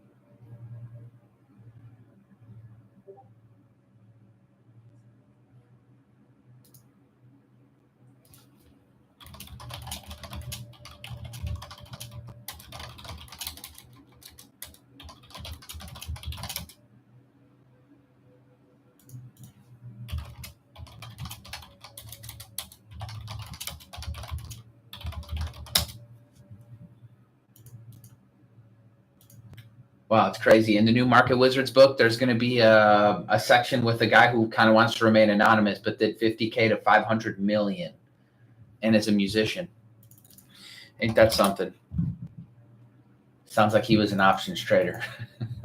I don't know how else he would do that quickly. That's a humongous gain. Or he's been trading for 35 years.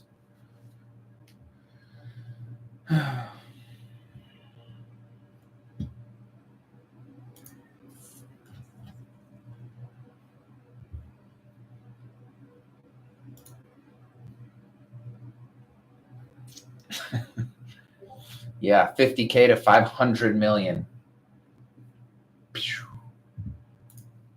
I mean, I know a couple people who have made 100 million plus trading, but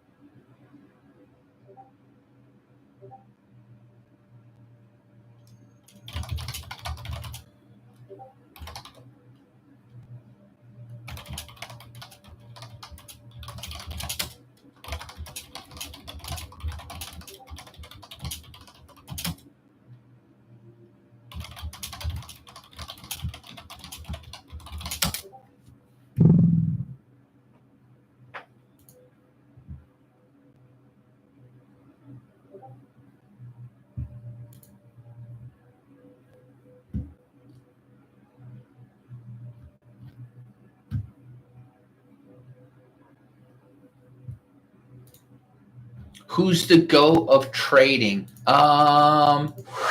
Stan Druckenmiller. Say of trading, Stan Druckenmiller probably. I mean, there's a few others, man. It depends. Depends. What was that one dude's name? Jim Simons or whatever from the Medallion Fund.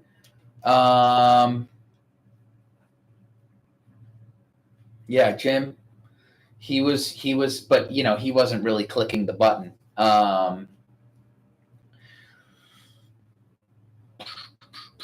Who's the GOAT of trading? Yeah, I mean, macro, Stan Druckenmiller was really good. Paul Tudor Jones is pretty good.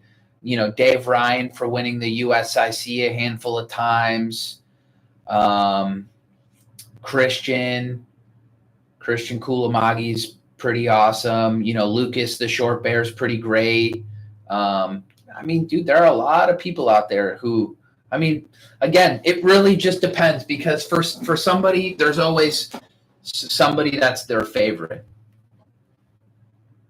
right? There's always somebody out there that like you can resonate with, that their trading styles, resonates with you a little bit more. So yeah, well, you've heard Livermore, except he killed himself from going broke trading, if I'm not mistaken. So hard to call him the GOAT when you sucked so bad at risk management that you've blown up a handful of times.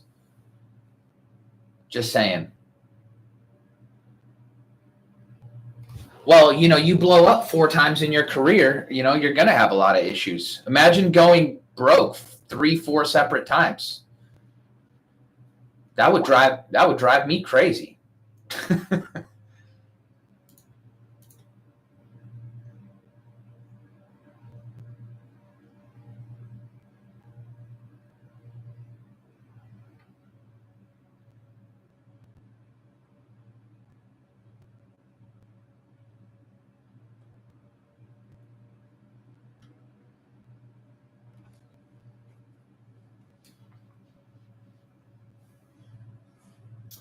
Yeah, I don't know. I don't know the whole. I never talked to Jesse myself, so I can't. I didn't know him, so I don't know if he offed himself after he went bankrupt. Pretty sure that's how it went down. So I don't know if that was the cause of it.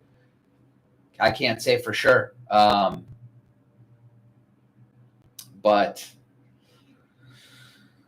that's sad. That's for sure.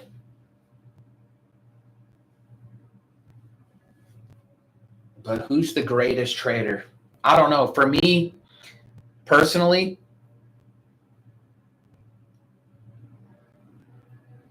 Stan Druckenmiller, probably. I like Lucas too. Yeah, Bill O'Neill, he's really good. I like the short bear a lot. The way he trades, kind of contrarian. I think that's pretty neat too. It depends the time frame too.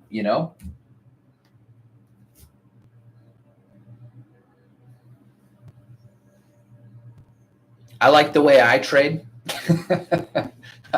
I like my trading style. I think it works well in a lot of environments. I keep my losses super small. I let my winners work most of the time. Lance is a GOAT day trader. Yeah. I mean, there are guys who are right on his level. Shark and Swain from SMB Capital are both two super talents. But yeah, Lance is the GOAT day trader by a mile. I'm also friends with Lance, so I'm a little partial to Lance being the GOAT day trader.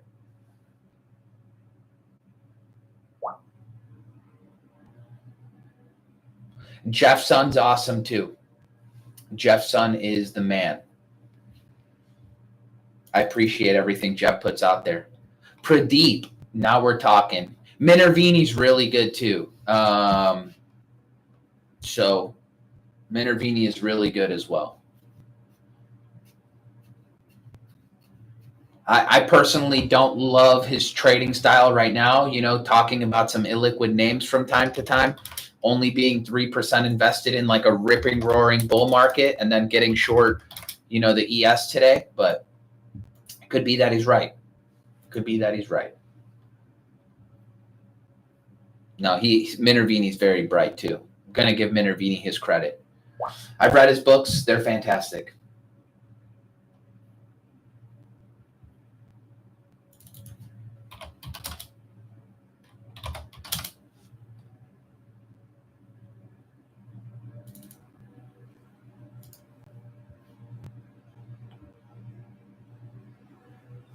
Yeah, it's a little confusing when I see Mark long illiquid names. Very confusing.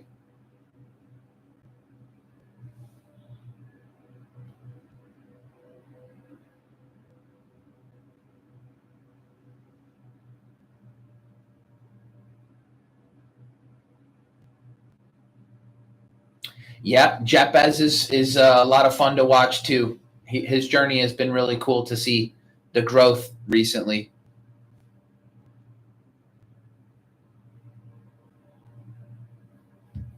S-BAT, burn it down. Man, I missed that trade at the 40s, man. All day fade down 20%.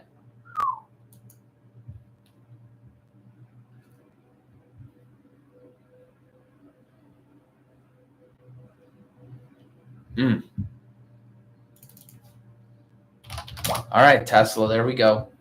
You keep acting well, friend. Toast is hanging in there too. Love to see that.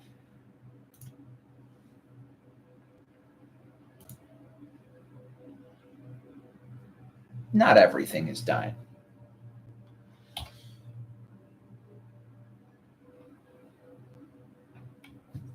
Yeah, CCL looks awesome.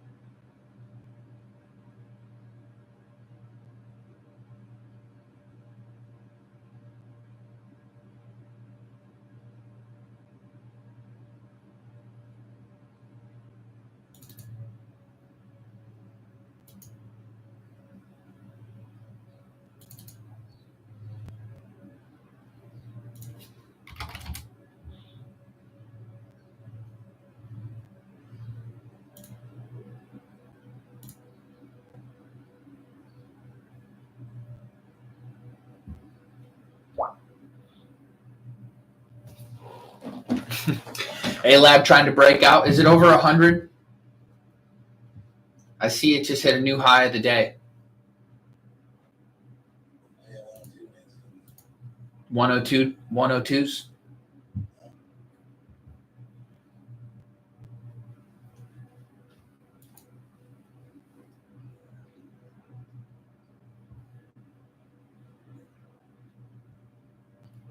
Chinese equities are acting great. Futu, BABA, PDD, KWeb, TME. Yeah, they're acting really nice.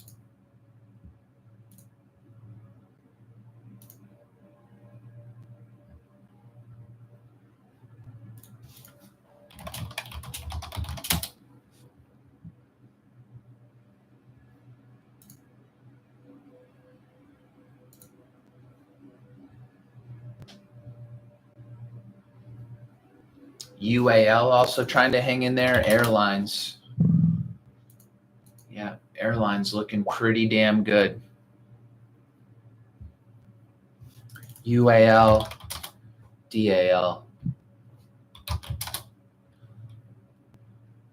Not bad.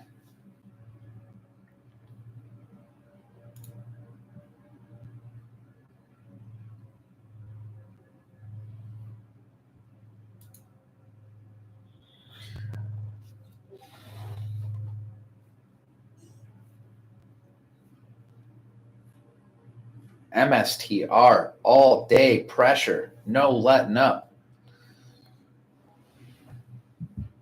Who did Michael Saylor piss off?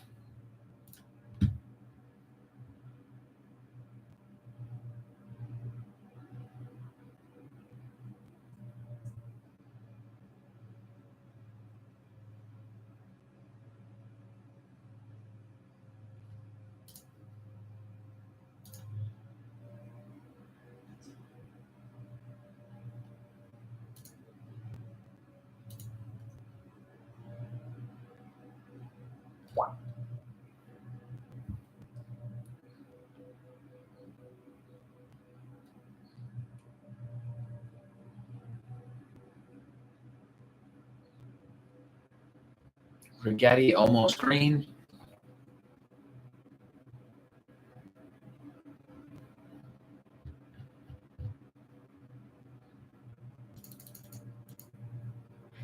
IONQs. Now it says all aircraft grounded at JFK due to emergency. Oh, yeah. One of you guys posted that here just a moment ago. Wow. You weren't bullshitting, huh? All aircraft grounded at JFK. Hope everything's good there. Yeah, it was crypto week. And on Friday, all cryptos are getting bamboozled into the weekend.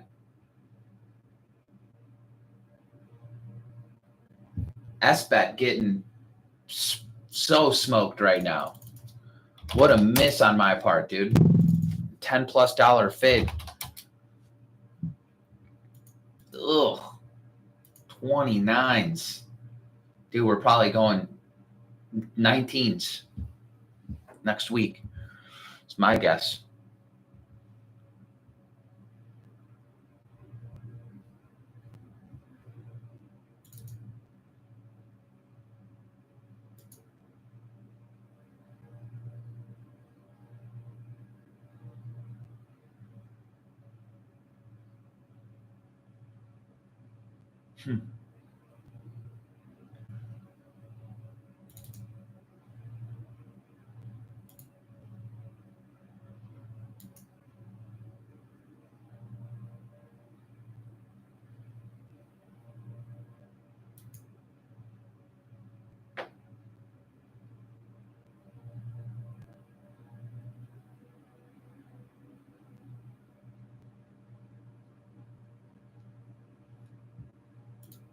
Yeah, snow. Yeah, Tesla's awesome.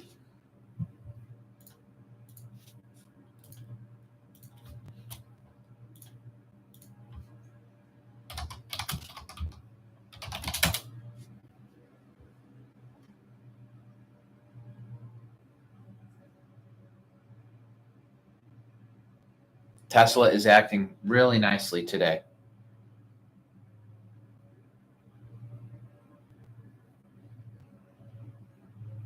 What do I think about Rode? Let's take a peek. If I can type it in properly. Yeah, you know, wide and loose. Still surfing the 50-day, so probably still okay. Thoughts on Okta? Total dog shit. That's what I think about Okta. Lagging the group, broke down. Yeah, no good. Okta, no good.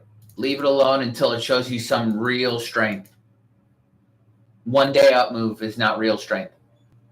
It's been lagging for a while. Numbers, no clarifications, but they're saying emergency crews respond to a plane crash east of Toronto. Oh, wow. That's sad. Plane crash east of Toronto. What the hell happened there?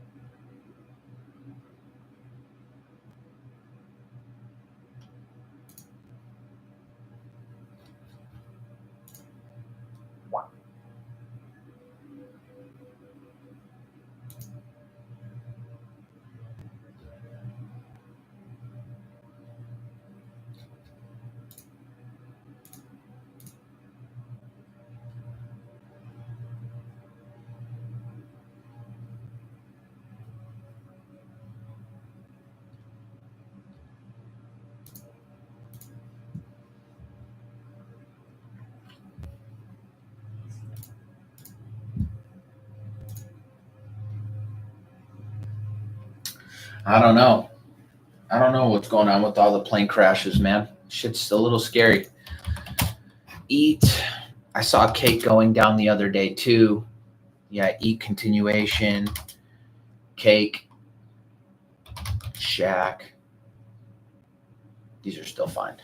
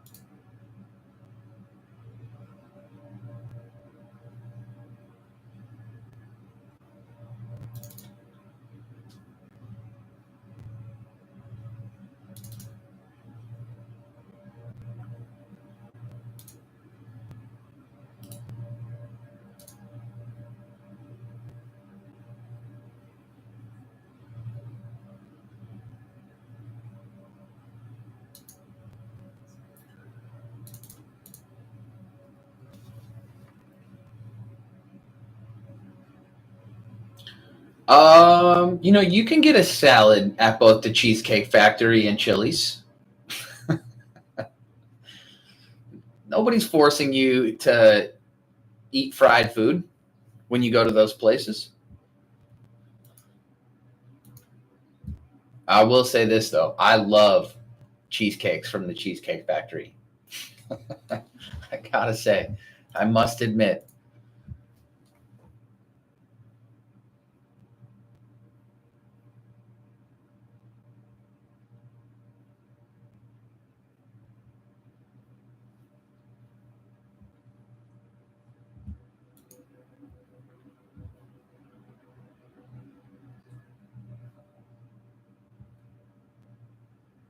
Shack is a decent, more than a decent burger, dude. What? I love Shake Shack too.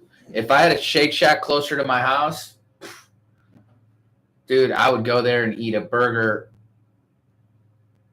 more than I should. More than I should, that's for sure. But I'm a steak eater, dude. I love a steak, man. I just whip up ribeyes like every other day, probably.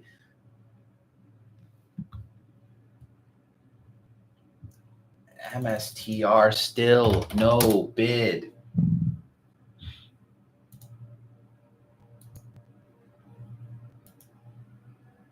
I mean, this thing just gave up. It's about to gap fill. What was the close here? 421.74 and the high 422.40. Almost filled the gap. Man. Oh yeah, Shake Shack is amazing every single time.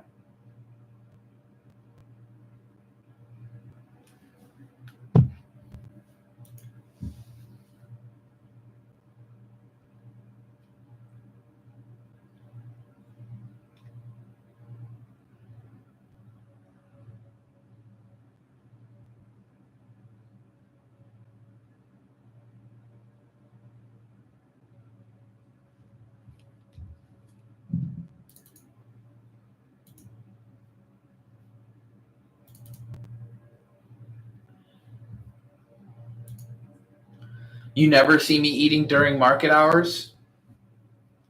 I mean, do you want me eating a steak right now or something? What exactly do you want me to be doing?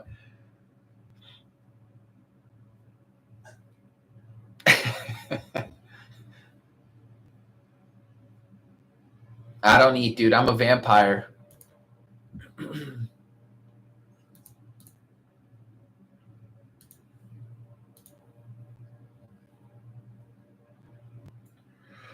IONQ. Beautiful. BEA. Come on, Toasty. Hang in there for me, buddy.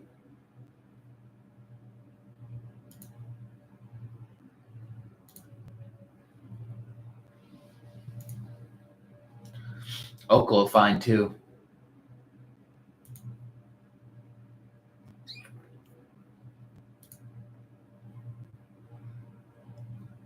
Well, we got 2 hours till the close, and some stocks are ripping, some stocks are dumping, a bunch of in between.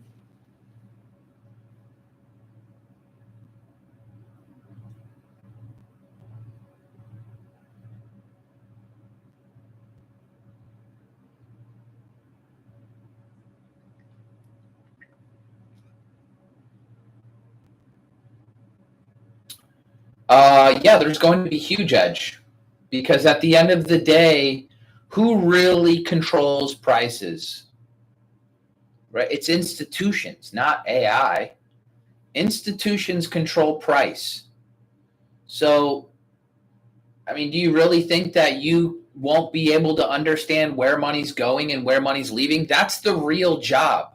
Anybody who actually thinks that trading is be a professional button clicker and time out your entry fucking perfectly, that's nonsense. That's a total fallacy. The reality with trading is you need to understand where money's going, where money's leaving, and there's always trends, meaning it goes higher for weeks, months, quarters, a year, 2 years, etc. So you need to understand what's the igniting move that starts things like that. What's the reason something continues higher? How do you get yourself involved? How do you add to it? How do you hold it, etc.? Yeah, there being AI has absolutely nothing to do with there being a career as a potential trader. Nothing at all. Yeah, buying A-Lab against descending moving averages was the ticket. Same thing with Shopify. There you go, Noah. You got it. Leading groups, leading groups, leading groups. If they've got earnings and sales, even better. If they're in a hot theme, even better. And then a clean technical setup where you can limit risk, even better. Who gives a shit if the advent of AI is going to make it more difficult to locate stocks that are in leading groups? Top 40 groups will always be top 40 groups. If there's 197 industry groups, the top 40 will always rotate, and you need to figure out what are the top 40. Does this have a clean technical setup where I can limit risk? Do I know how to get involved in it? Everything else is just, AI is not going to stop you from being able to do that part. And anybody who says so, I don't think they're fully informed. Might day trading become a little bit more difficult? Maybe. That's a possibility.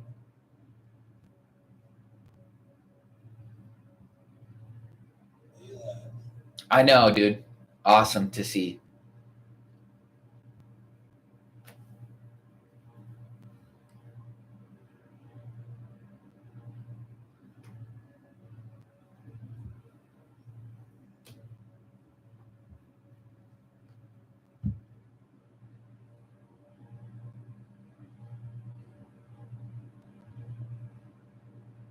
That's right. That's right. The edge is in our size. Yeah, it looks like the QS breakout's for real, but it's already been breaking out for a few weeks or like 10 days or so.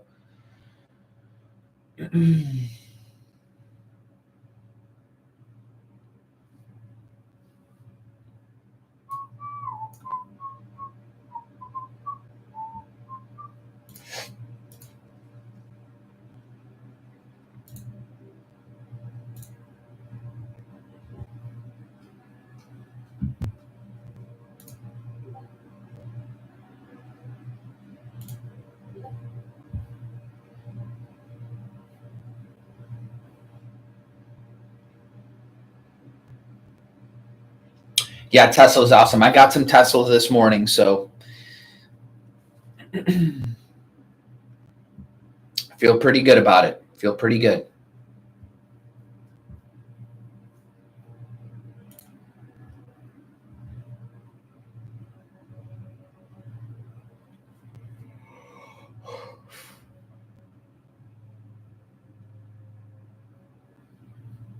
Oh yeah, okay, got it. Another plane crash, and so Boeing's down ticking.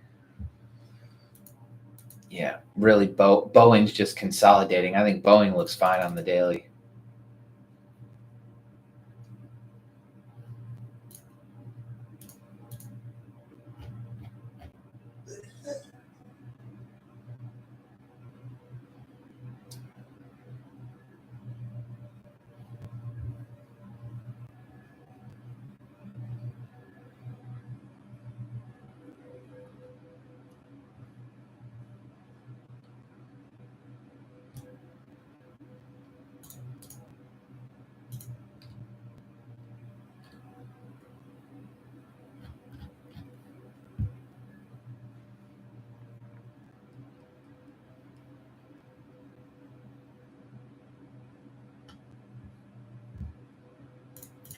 What's AppLovin doing for now? Nothing. Just chopping around. They're making it pretty annoying to get resituated into stuff. But just one stock at a time. My toast from yesterday's working. My Tesla from today is working. I still have ARC, CCL, Oklo, iBit, Toast, Tesla. So slowly but surely, I'm getting myself, more and more names.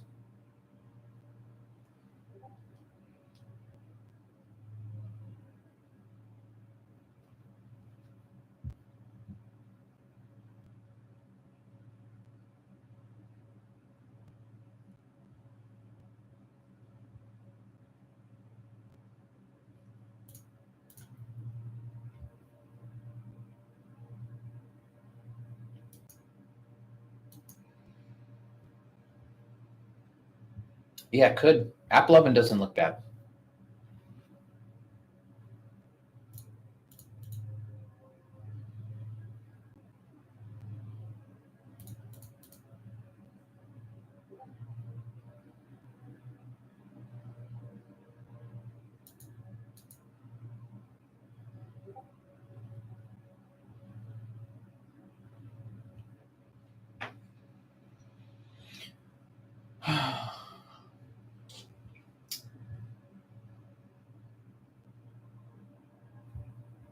What else am I missing today? I don't think much. Banks back to being all right. Crypto down just a touch. Some semiconductors are acting well. Others are acting just base building.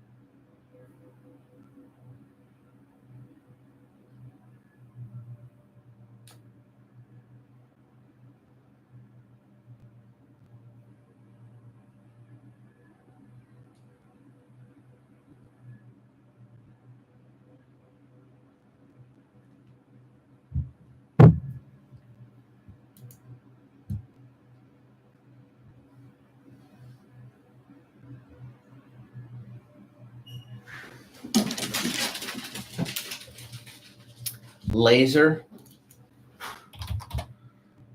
LASR. Yeah, this thing's been holding up really well lately.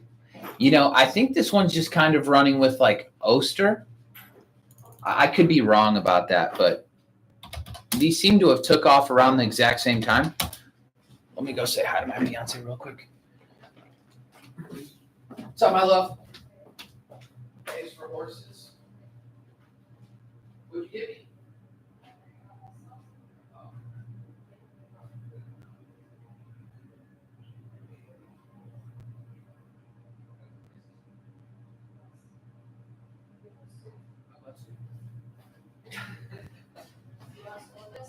What is it? Well, what is it? Oh shit! No, you actually know that eat some of my rice. We eat that in a moment. You don't want any of this? I'll have some. Yeah. Maybe not too much, but. I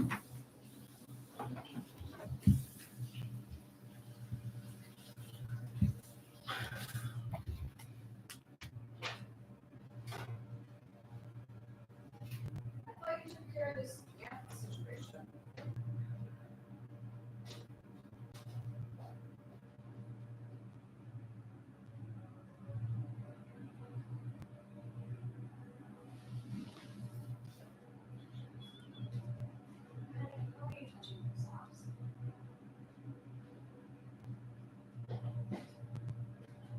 You might have to tell her. I mean, LASR is acting pretty damn good. Not very liquid. Oster's acting a bit better, in my opinion. More liquidity in Oster.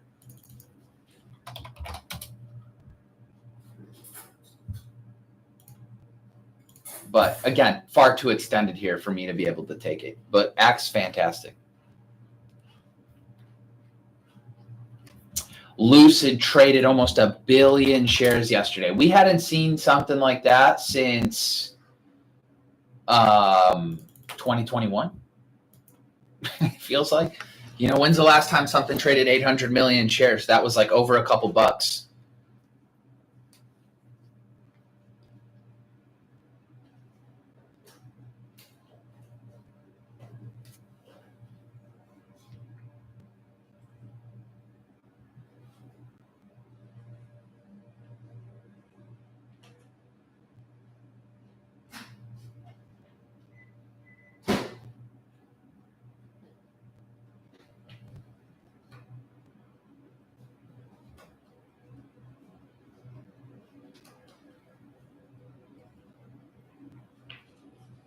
So really, you've got what's called a high volume close setup on Lucid. And if you can get through 312 and stay above, that could be a potential entry. So it's been a while since we've had that kind of volume, huh? Thanks, my love. All right. People were wondering when I eat. Here we go. Check it out. Just kidding. Oh man, that's amazing. What did you just do? Me, nothing.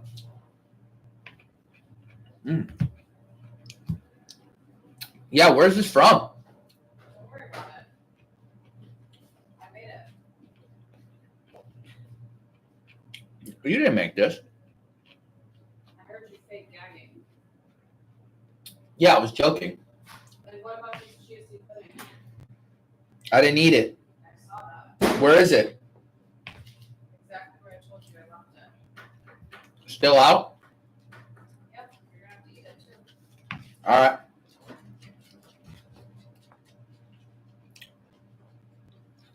I gotta get out of here soon.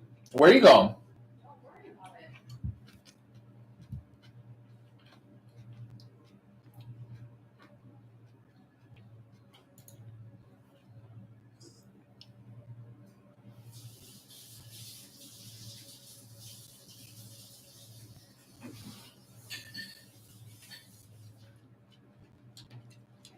That's right. Yeah, I do eat sometimes. I do eat on stream sometimes. You guys just don't see it.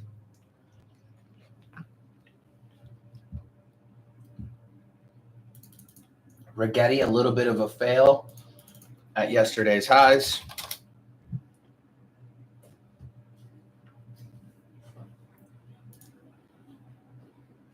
I mean, this thing still looks pretty damn good too. Don't want to be negative on these names that are just blasting higher. Dell, very nice. This was on the watch list at $117. It's just so slow. Right down here. Little series of higher lows. Nice flat pivot. Take off. Gone.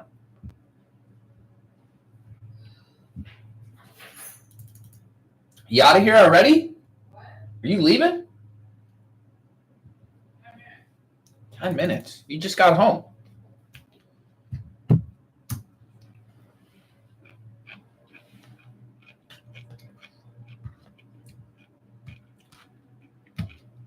Yeah, wherever this is from, this is good. Spicy. Very good.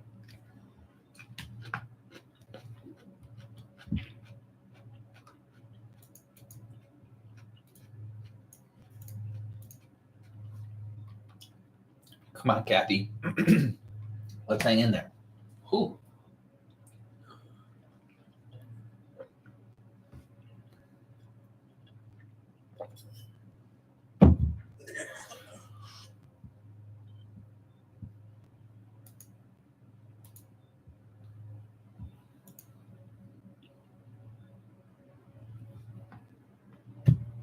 Buddy, none of this for you. No, don't look at me like that.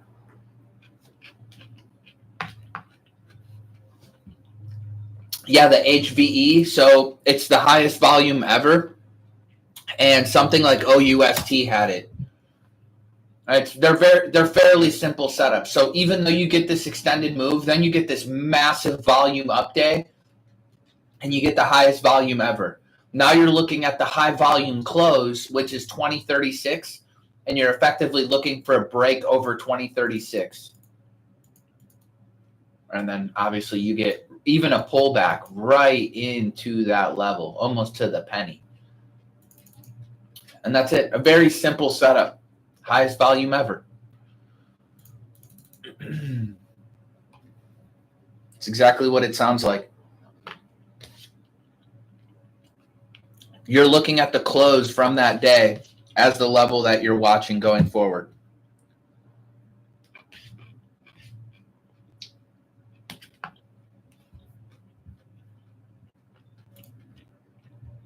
Hopefully that made sense too. But they're very straightforward setups.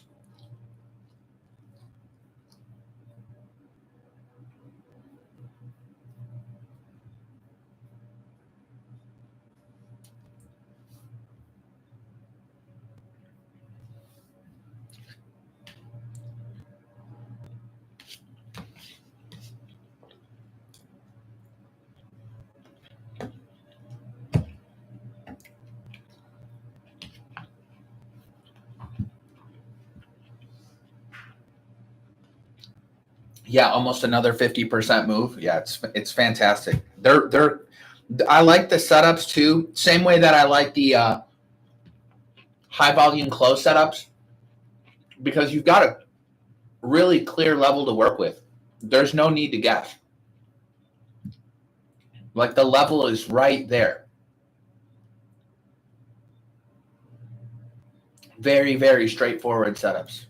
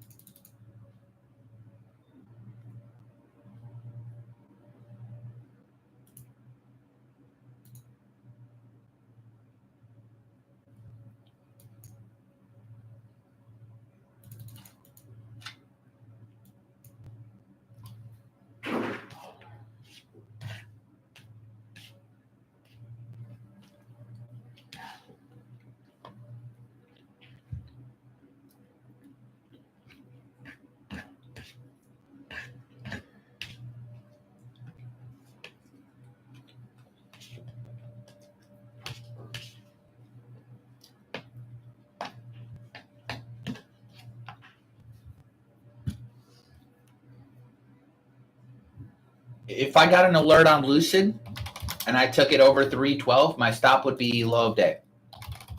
Almost always my stop is low of day. And now you have to know, what your stop is.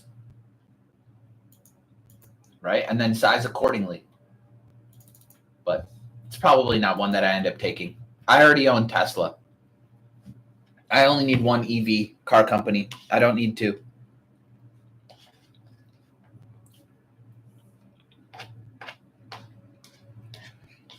I thought their news yesterday was interesting, but not enough to rush in and buy this thing.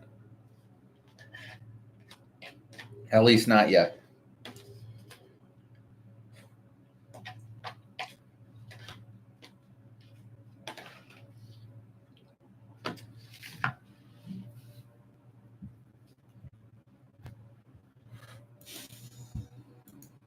That was delicious.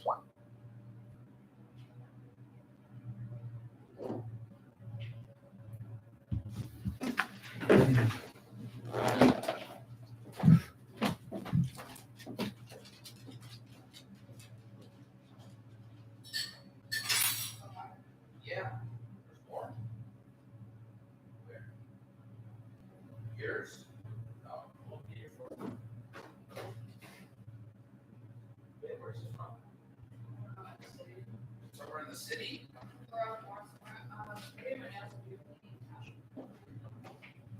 You want the vegetables? Why not? You want to go get it? No. I gotta change the line. You want it to on? Just heat it up for 3 seconds. Put your Cheeto away, please. Where the hell is it? Where I left it. Which is where? I told you right by now how well.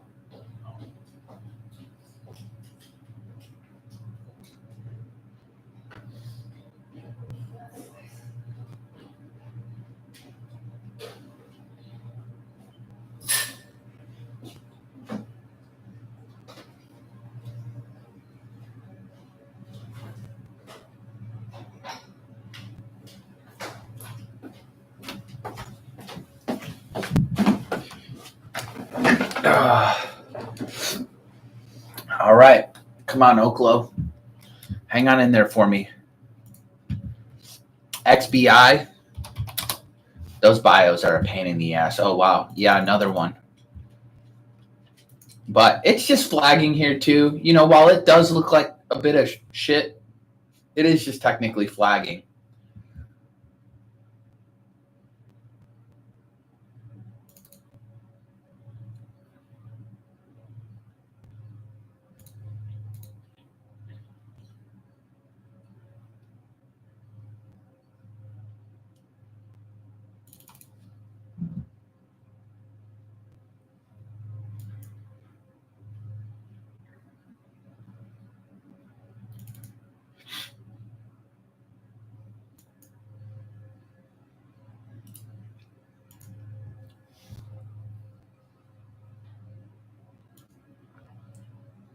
How many positions am I holding? I've got a long in ARC. I've got a long in CCL. I've got a long in IBIT. I've got a long in Oklo. I've got a long in Toast. I've got a long in Tesla.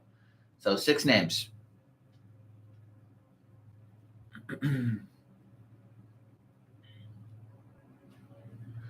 Of course, I'm planning to hold Tesla over the weekend. Sometimes just 1 penny under low of day stop. And good to remember this. On a breakout, the best stocks don't come back and break low of day.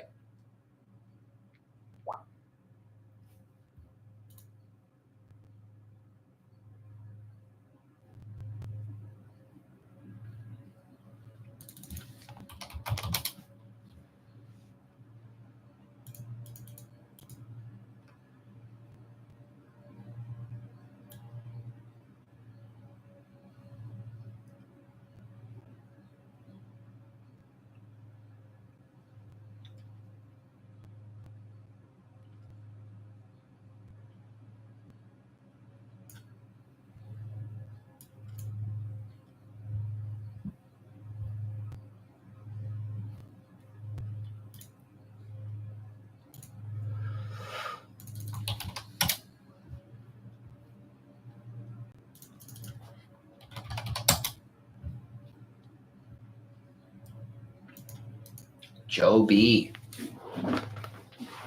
He's trying to go higher. Elf Cosmetics today, huh?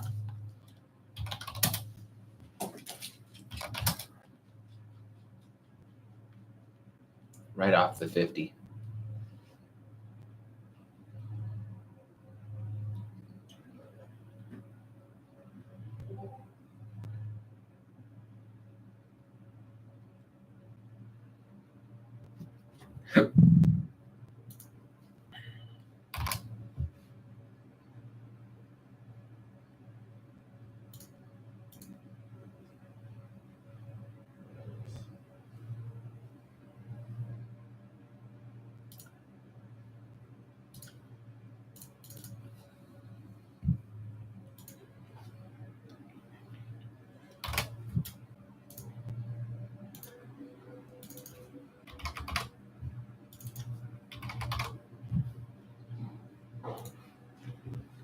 My thoughts on TLN, nice gap up overnight.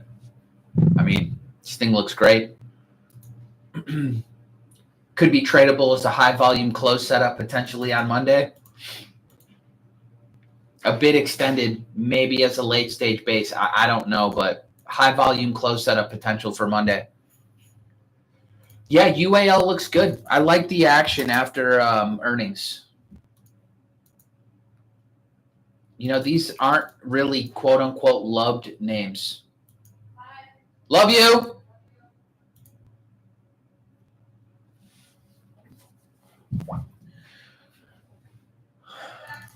All right, we'll see you in a bit.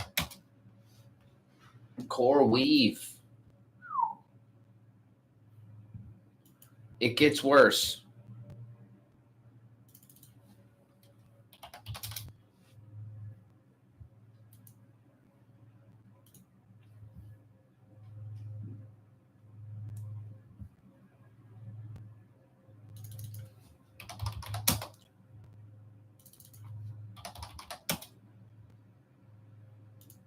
Yeah, Reddit's starting to push here. Pretty big up day. Don't hate that price action.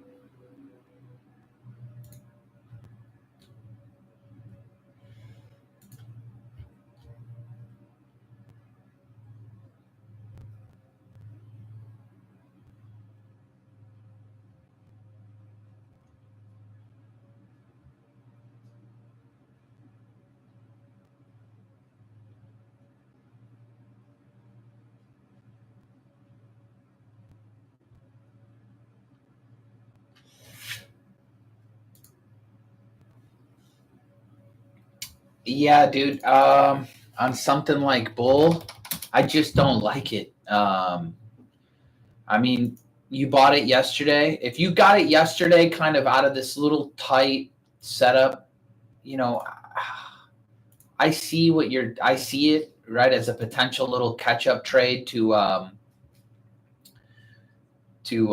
Hood, but I just would be careful trading some stock that really is total trash. I mean, at least for now, price action wise. 500 million in the new Market Wizards book. Yeah. Yeah, just be careful with Bull, you know. Make sure you pay yourself and then let the rest work on a, you know, ascending moving average. Don't get stubborn with it.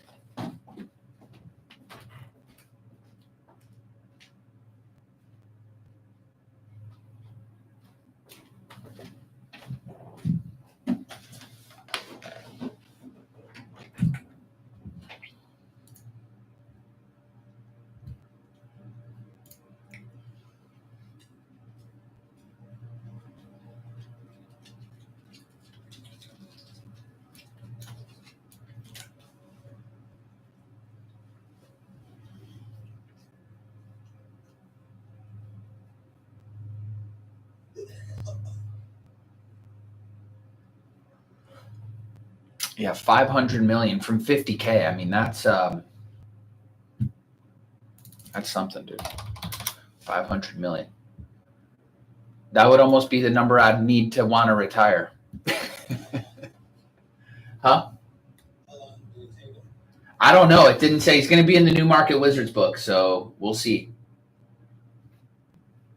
Once I've got 10 years of longevity, George Coyle's got my information, so maybe we'll make the next one after that. George Coyle's super nice, too.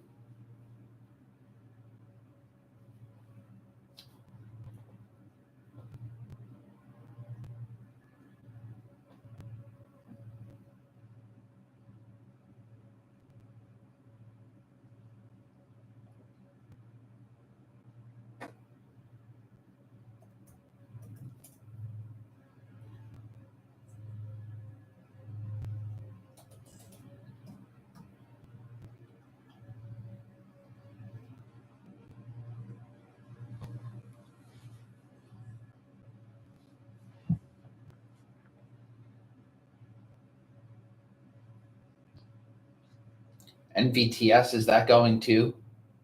Dude, there's so much stuff just flying right now. Autonomous, self-driving, drones. President Trump participates in a signing ceremony for the Genius Act. Oh, that's done.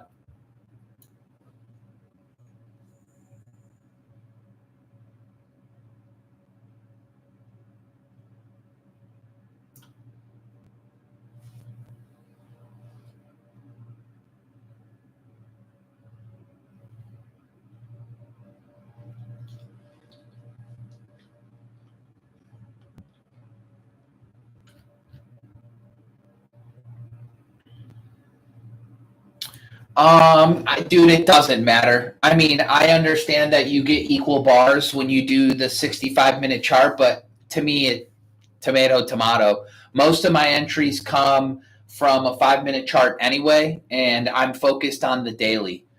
And a few pennies, one direction or the other, Noah, in terms of like an entry, makes no difference. What matters more is timing your entry on the day it goes higher. I know people who like to buy 5-minute opening range breaks, 1-minute opening range breaks, 15-minute opening range breaks, 65-minute, 60-minute, or they only trade on the daily chart when the daily bar is breaking out over prior day high. I know people that buy the close after you've had a confirmed breakout. So they just let it break out all day over a nice chart pattern and then buy. Like, dude, there is just so much different entry tactics. I don't think a 5-minute makes any difference, or 65-minute, 5-minute, 1 hour, daily bar. It's more so about, are you timing your entry well in a group that's pushing? Are you focused on stocks in a leading group, right? There are so many more little, nuances, I think, to that than doesn't really. A 65-minute chart versus a 60-minute chart doesn't really make a difference. What do I look for on a 5-minute chart for an entry? A 5-minute opening range break, a 620 setup, stuff like that. They're about the only two entries I take on a 5-minute chart.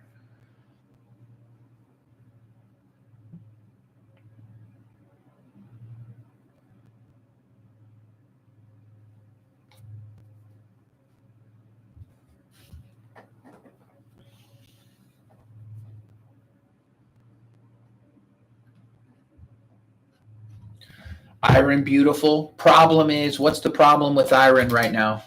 Although I'm sure it is, just a clean little bounce off of the rising 10 and 20. The real issue with iron right now is Bitcoin's still going down.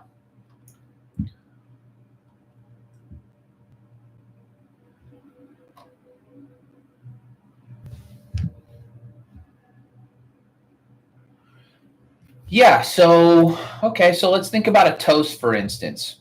All right, so yesterday you get a pullback, right? You get the gap up, you think it's going to be a breakout, you get the pullback, and instead of chasing a morning, 5-minute opening range break, you get the nasty pullback, and then you're just waiting until your 6 period crosses back above your 20, and then, you're just taking your entry with your stop at low of day.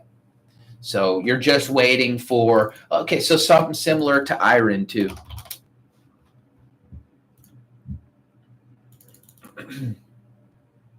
Right? It's like if Bitcoin were to start bouncing, your 6 period crosses back above your 20 on a 5-minute, right? Which it did right down here.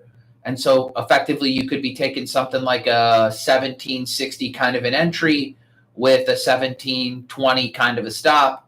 And, if Bitcoin were pushing higher, there's your entry, there's your stop, exactly what you're doing from there, right? Exactly your kind of risk. So it's a very simple setup, right? You're not zooming in on a 1 minute to not get shaken out. It's a little bit more clean moving. But more importantly, you're focused on the group, the market, the setup off the daily. You might not be chasing a breakout. You're looking for a little pullback, and that's it.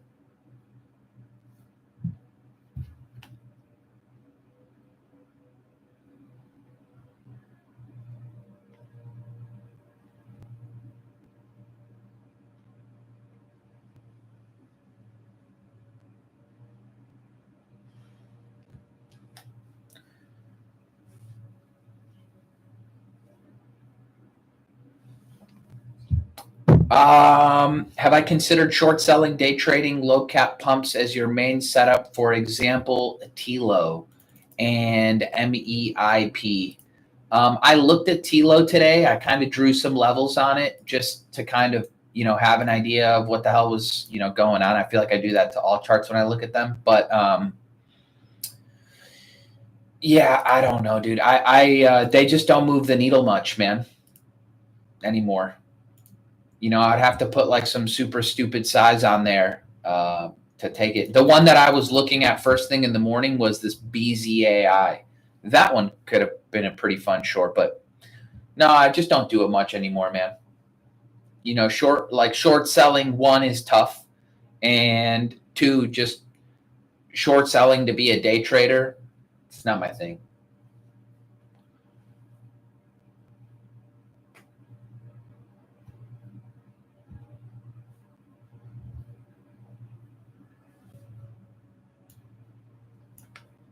I just don't want to day trade. That's the reality. Every now and again I do, but more often than not, I don't care to day trade. I know, never forget your roots. I know. MSTR, steady lows, SRRK. Ugh. This doesn't look as bad as MSTR today. Steady lows. Some might say steady as she goes. Reddit. Yeah, Reddit looks pretty decent today.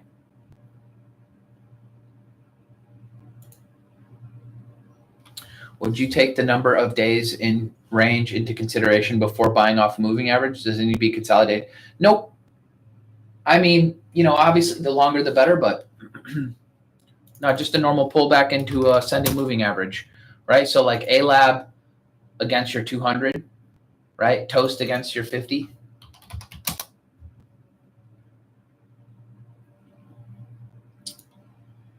But no, I don't really think about it like, oh, you've been digesting for 5 days. Now I can buy pullbacks into an ascending moving average in the base.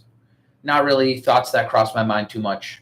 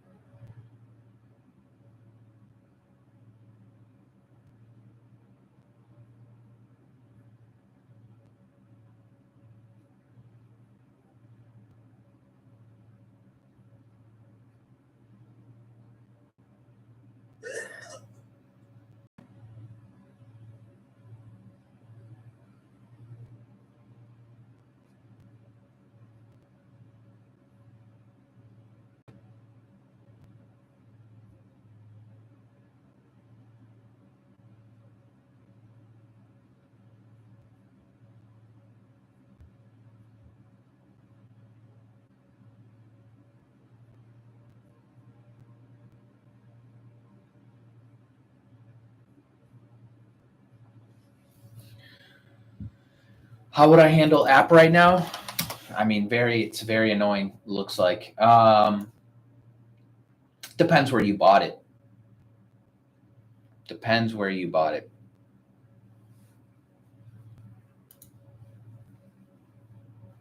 The daily just looks super choppy, man.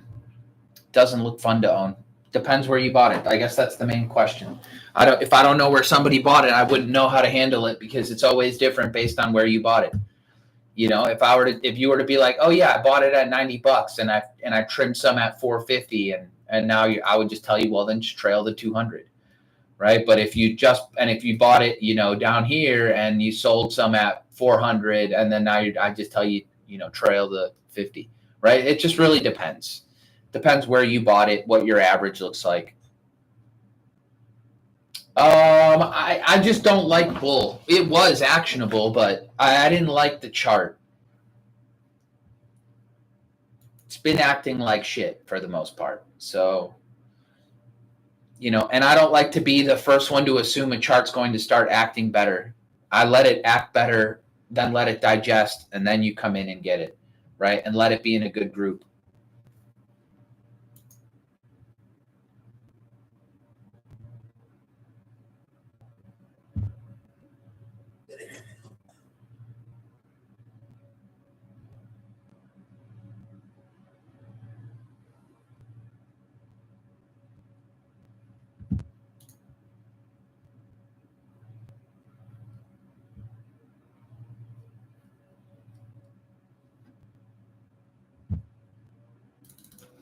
This is that Cantor Fitzgerald name. CEP getting hit today. Circle.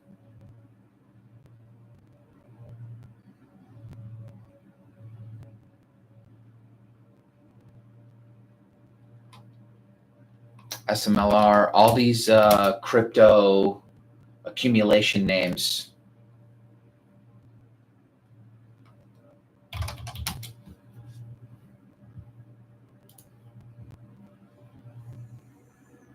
What do I think of Bumble?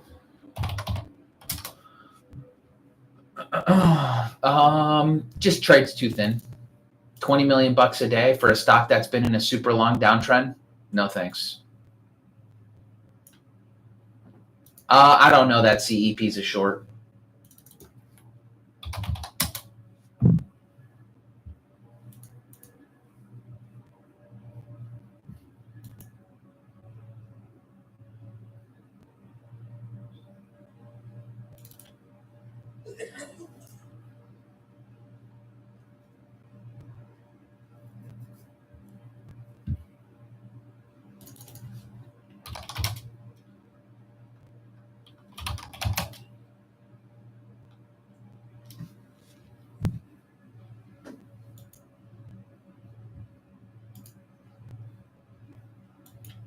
But it does kind of look like all of the crypto accumulation names.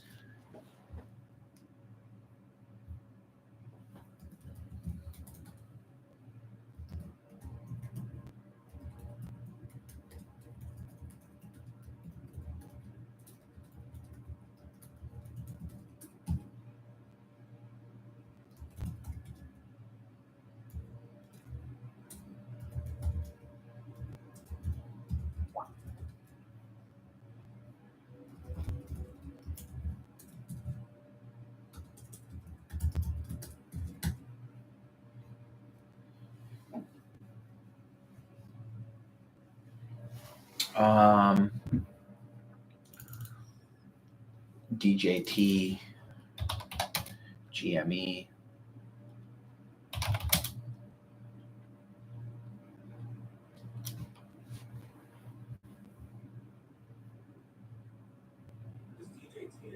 It's just been getting its ass kicked. Dude, I said Costco was a short too, and really rejecting its 200 as well. I mean, how well is the market going to handle it if this thing goes into a stage 4?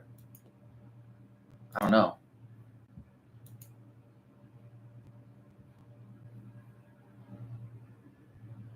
It's a good question.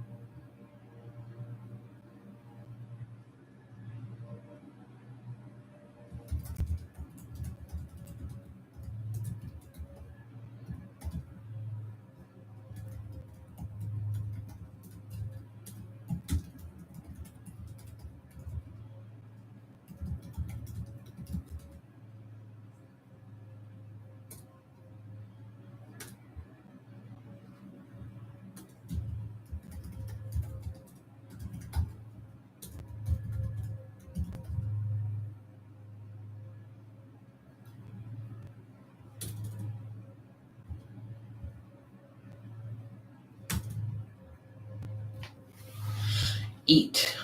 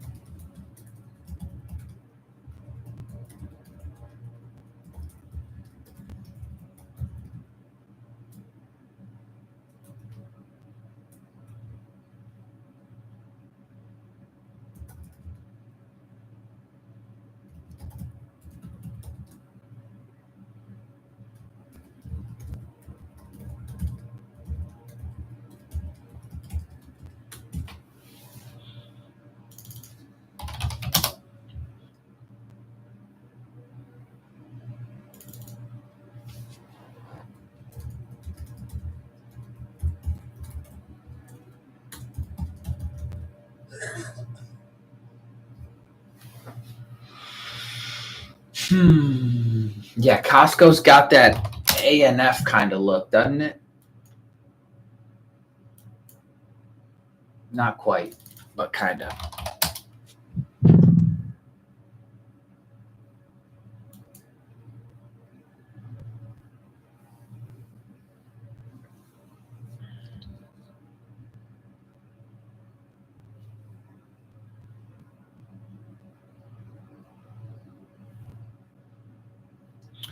Lily has that A&F kind of look. Sure does. Boy, this thing is, who knows, man.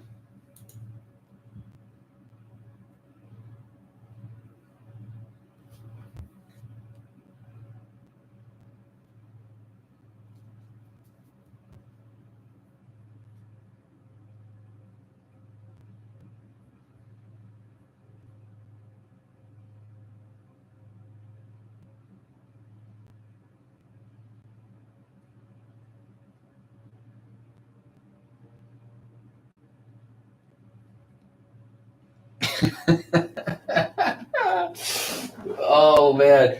That Janet Yellen and Scott Bessent going back and forth might be the funniest thing today. Do you talk to Resource Company, CRC, and then you got RRC, and you got AR. Yeah, CRK. Those don't look too good.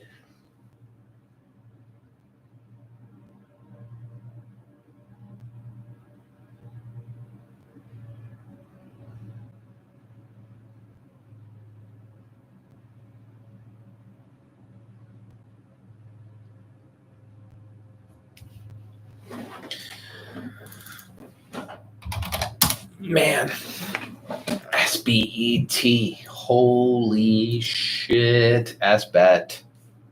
It's over with. I'm not sure. Yeah, Lily doesn't look the best. Lily does not look that great.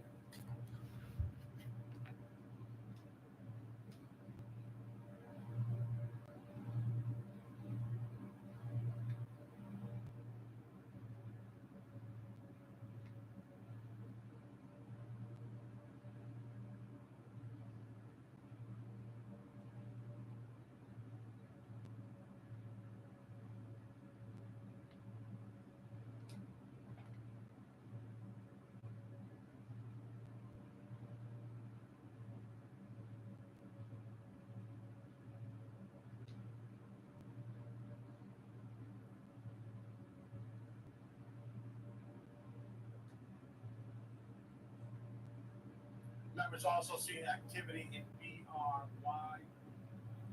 Off these California headlines. California.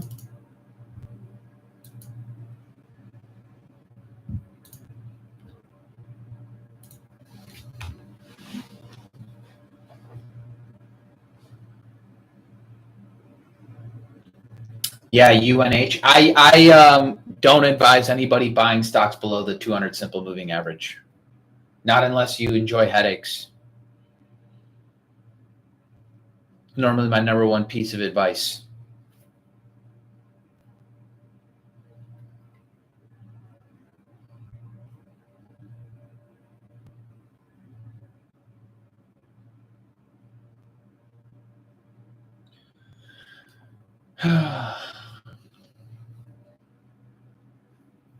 But the best EV has come and gone. I'm confused, Evan. What are you saying?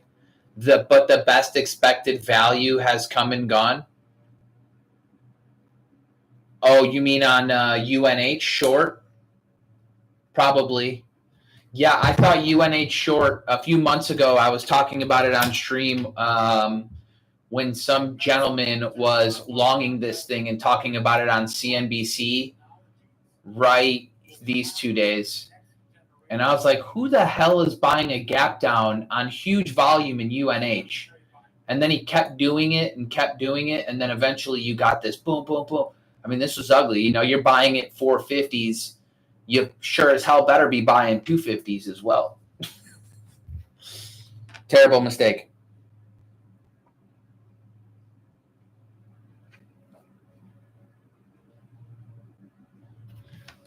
GRRR short setup. I was short this one at $23 a while ago.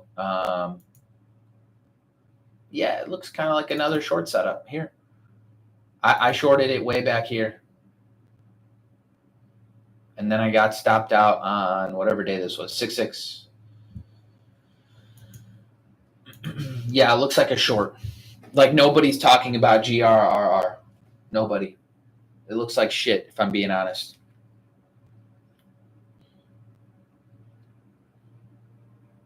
We built this city on rock and roll.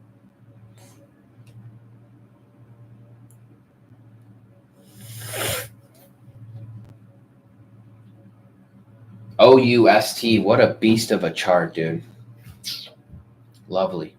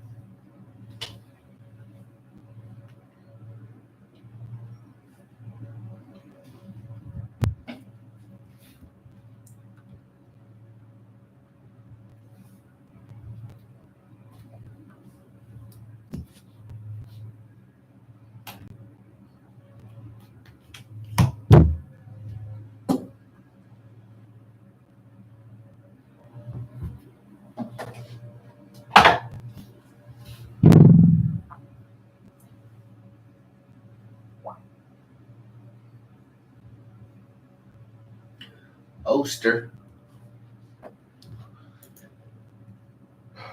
Awesome chart that is.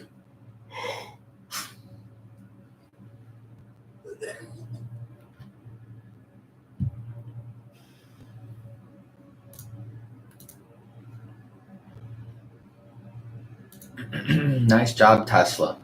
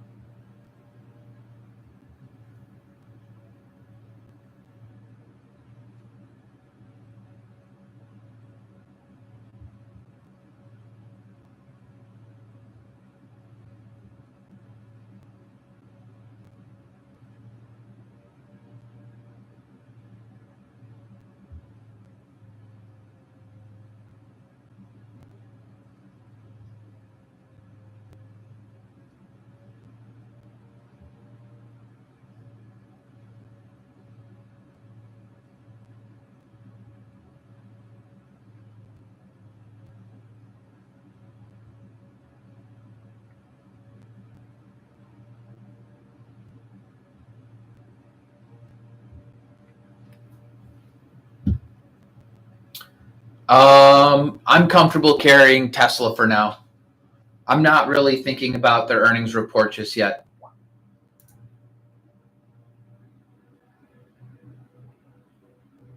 So we'll see if we can get some kind of a cushion going into earnings. Ideally 7-8% might do it. We'll kind of check in with I don't trade options, but I'll check in with the options market to see the implied volatility at that point, but we should be all right.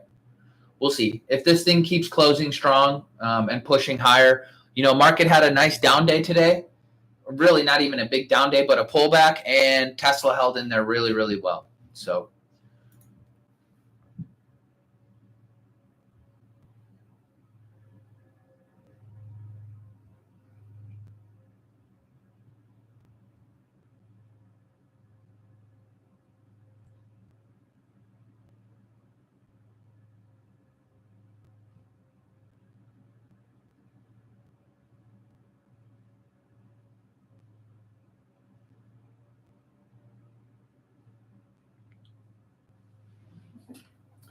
don't really see anything else to do today, though.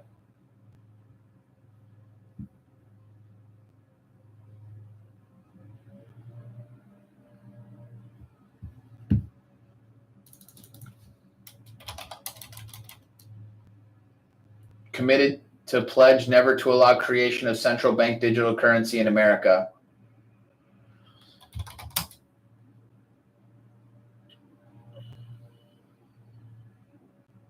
Trump, we're not going to let the dollar slide. Well, if the dollar actually starts to go up more, that would actually be pretty bad for equities. If the dollar slides even more, equities should be ripping on that.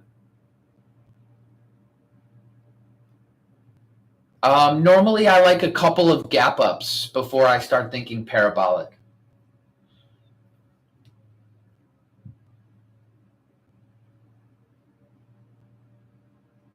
No, dude. I never pay attention to money on the sidelines. Johnny, you realize that pile of money on the sidelines has actually been getting bigger, right? That whole money on the sidelines argument is dog shit. It's a terrible argument to make.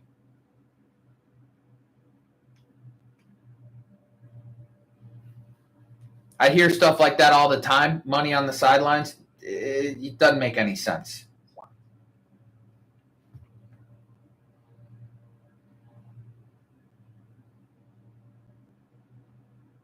Money on the sidelines. The money on the sidelines has been getting bigger by the day. That's what's going on.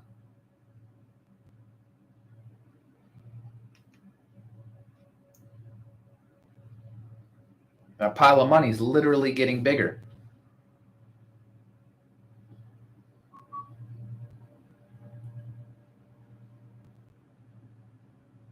Man, the healthcare stocks are getting crushed today too. Molina Health especially. My goodness, man. This is why you don't buy stocks below the 200. From $300 all the way to 185. Oh my goodness, Molina. Holy shit, this thing is losing price.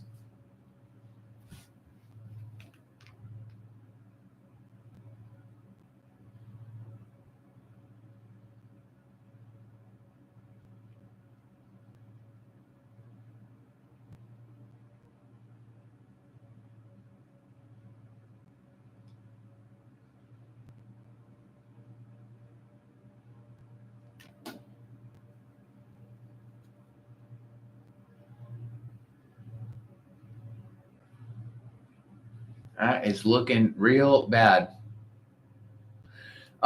Here's the thing. If you look at the NAAIM surveys, of money managers, they've actually been selling into this move up. So there's that, right? We're not crowded in terms of positioning on COT data either. The NASDAQ a little bit more, but the Russell shorted, so you could still get more love in the Russell. But I think everything is all right, if I'm being honest.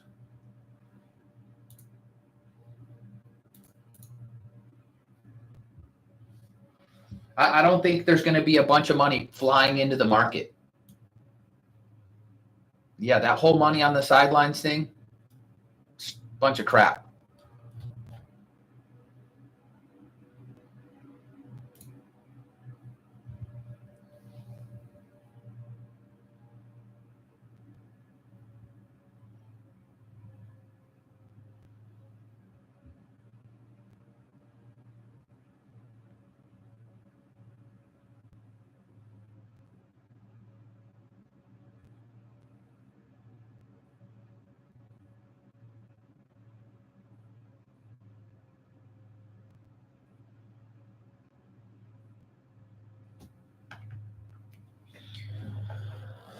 Yeah, SMR, awesome relative strength. Utilities actually had a really nice day today. CEG to me looks pretty nice.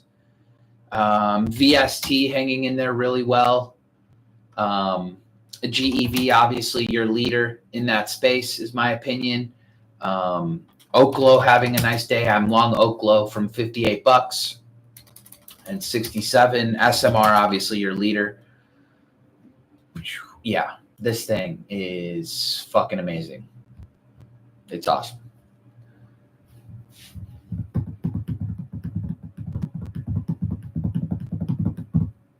But I don't really see a ton else to do today. Market's about to close here pretty soon, but I'll hang out with you guys in the meantime. Beautiful job on SMR. I've got a nice trade going on Oklo too. I've trimmed twice. I'm down to a half position, so just letting it work.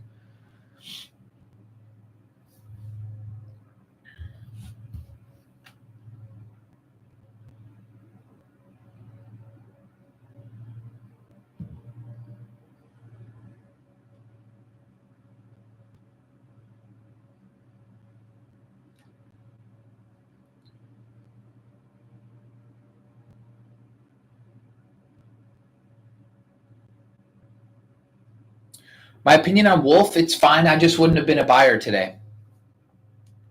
Right? I said this before. I want to be a buyer of, anything when the underlying asset's going up. Today it was pulling back. So, I know some people bought, right at the opening range for iron and then got slammed on. What VWAPs do I use? I only use one VWAP, which is the intraday.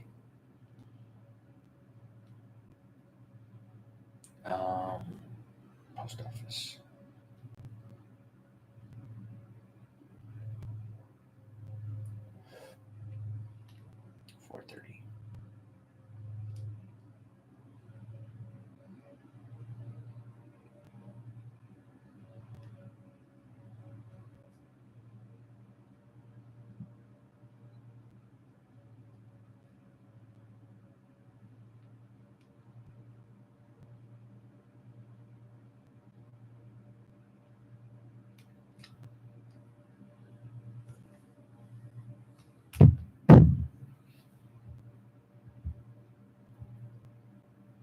MSTR catching a bid. Yeah, it's probably going to just go back and close at today's highs, knowing this market. No kidding. It's, ugly little pullback there.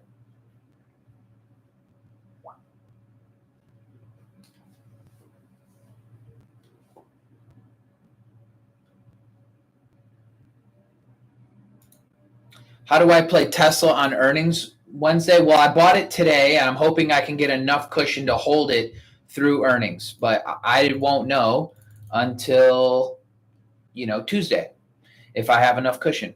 If I'm up, 7-8% on my position, then I'll just hold it.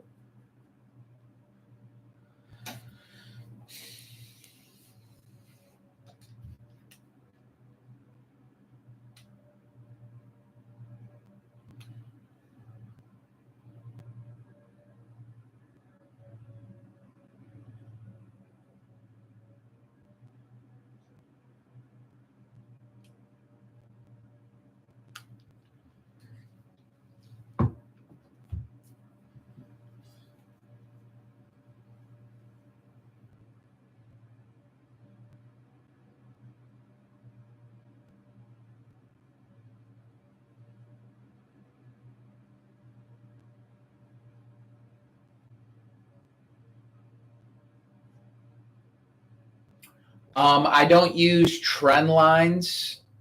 I use more flat bases, horizontal lines, not trend lines. They're too subjective.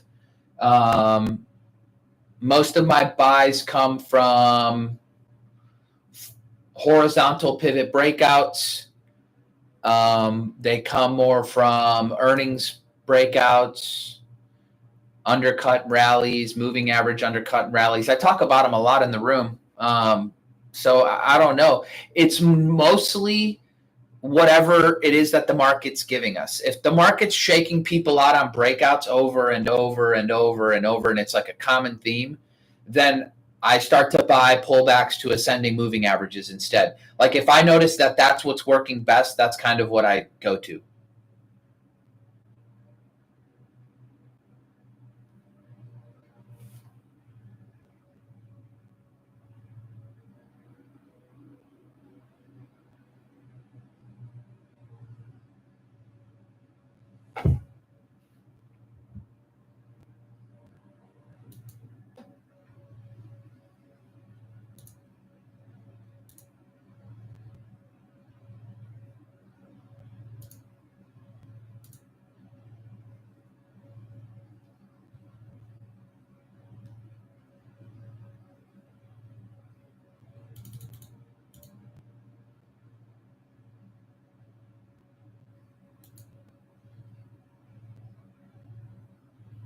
My thoughts on APLD, I like how it was saved yesterday.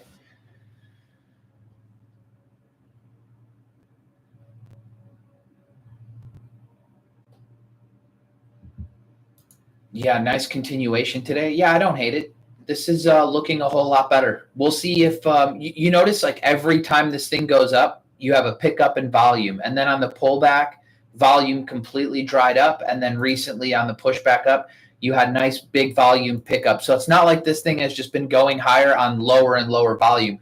It's actually been going higher on increasing volume, which is obviously what you want to see. But now if you can let this thing build the right-hand side of the chart, tighten up a little bit, you're above all key moving averages. This very well could be another quote-unquote data center play that wants to go higher. So I could see that.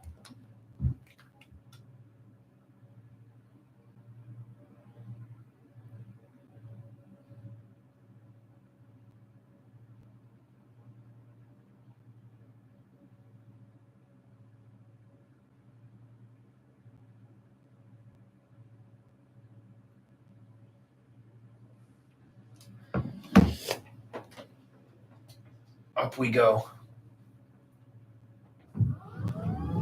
Time to stand again. Gotta love the whole standing desk thing, you know? Very convenient.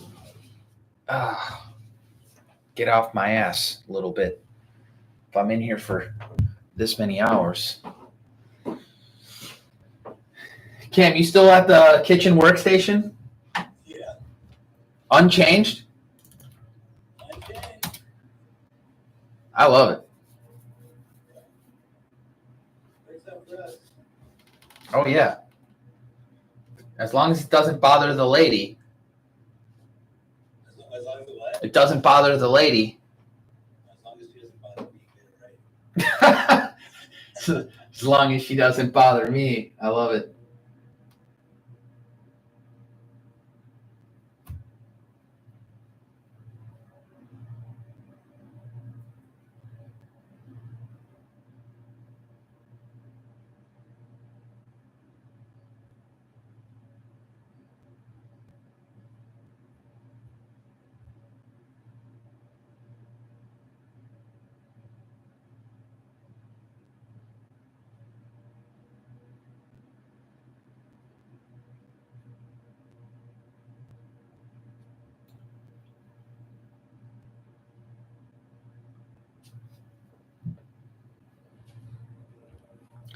Johnny, either way, man, I'll look forward to seeing you there at some point. I'm sure you'll be there when you can.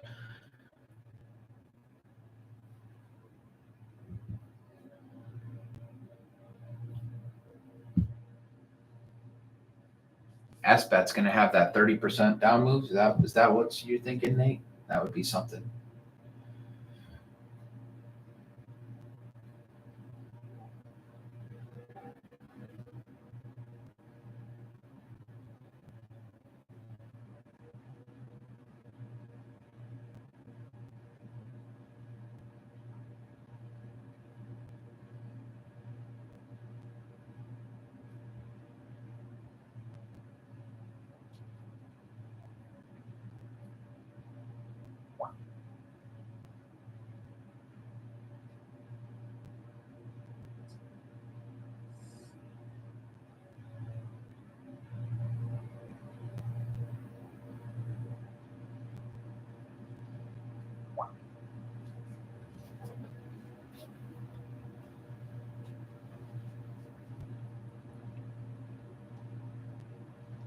Yeah, I honestly am really enjoying this desk so far. It's humongous, dude. It's an 80 by 78, so it's like more space than I'll ever need, honestly.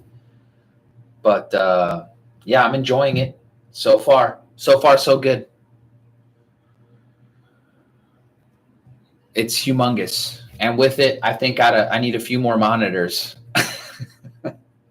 They say more monitors, you make more money, right?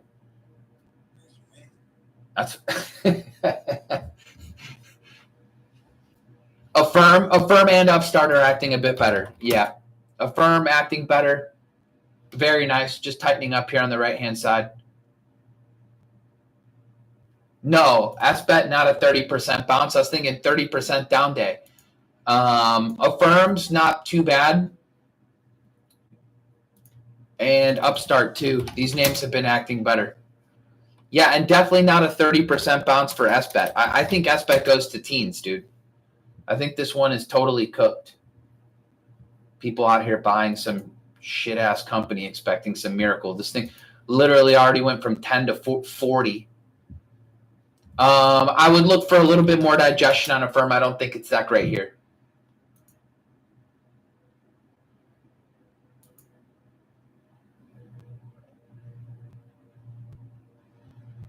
Let it build out the right-hand side just a little bit more, right? Some kind of a higher low setup. Not yet. Be patient. Yeah, breaks above 70.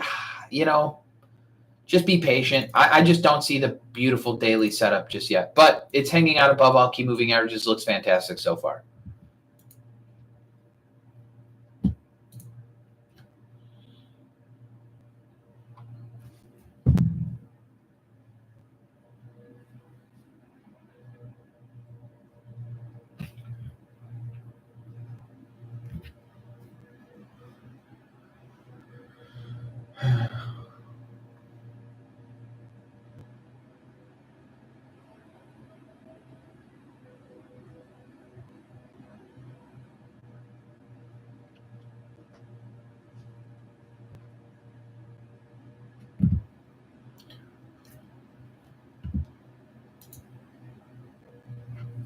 Yeah, Firm definitely looking better.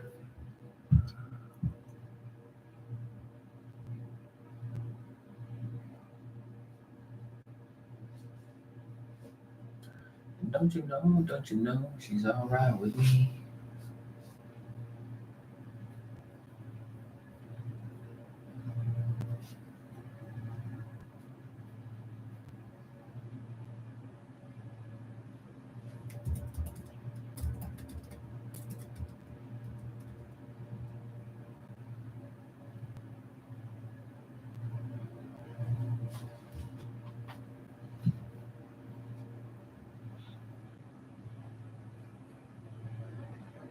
I think Carvana, how much of a shame would it be if Carvana didn't get to an all-time high? Well, let's just keep it real, right? Carvana, such a nice move. You're going to tell me it's not going to an all-time high? Yeah, I saw Reddit already. It's acting better today. I like the action here. It's good. Good. Now just let it finish building out, and then you come in for a higher low setup. I don't really see a flat base setting up here just yet. So, maybe a 20 SMA moving average undercut and rally, but it was too far down today. Maybe a regular undercut and rally, but boy, you'd have had to have been prepped for that one. Breaking a reclaim of 138.30, you would have had to have been super ready for that thing. Effectively buying today's bottom. That would have been sick. But just patience here.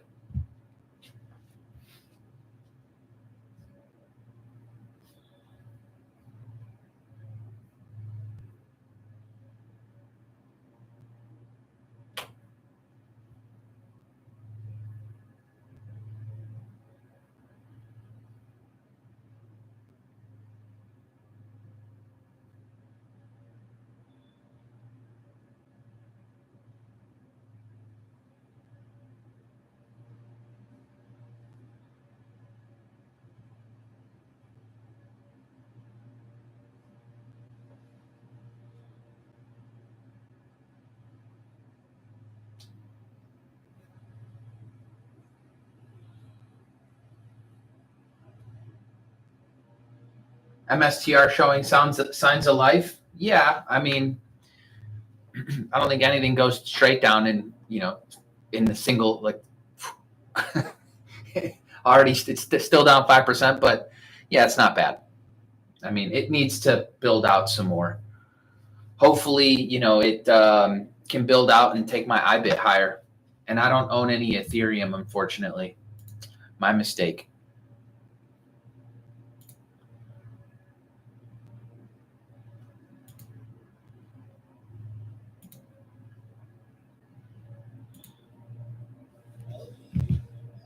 LEU continuation. 48. Wow.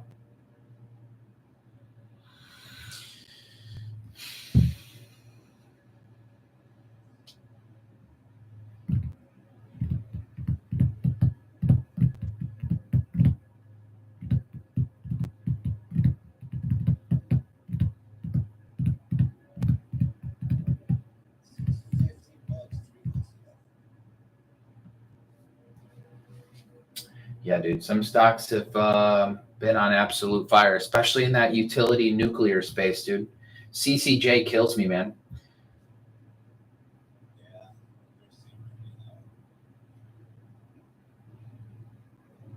Yeah, was I? Except I took a 250K loss on it. Evan's gonna show up early to the party.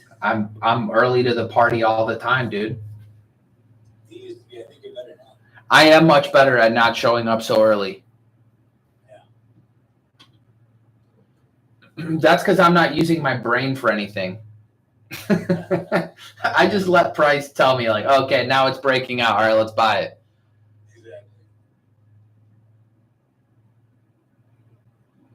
Yeah, ETHU is very nice. Was very nice. Now it's gone.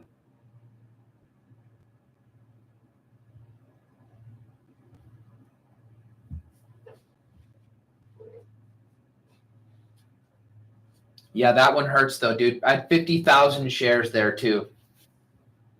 Do you imagine that'd be a couple $1,000,000 on that sucker had I just been patient? All I had to do was just let myself be down 300 grand. What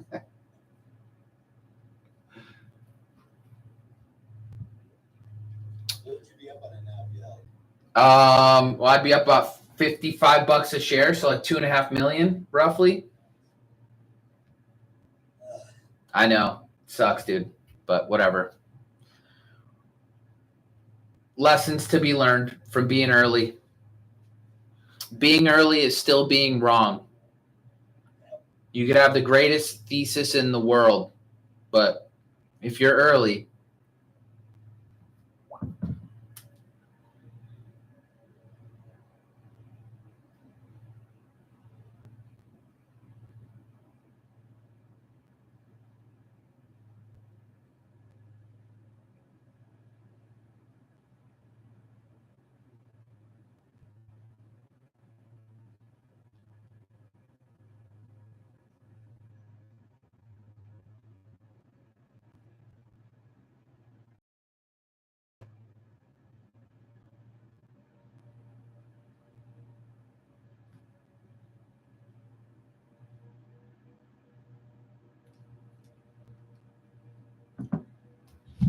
she's as sweet as Tupelo honey.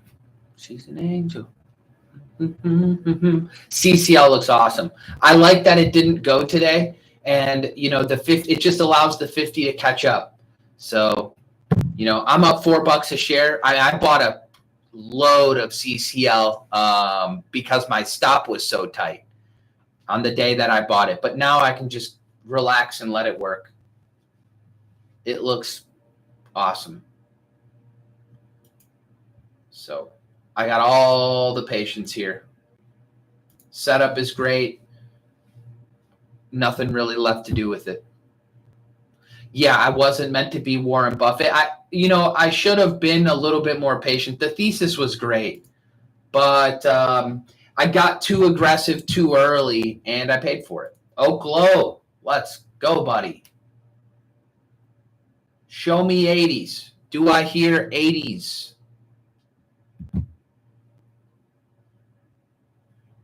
Feel like I hear 80s pretty soon, Oklo.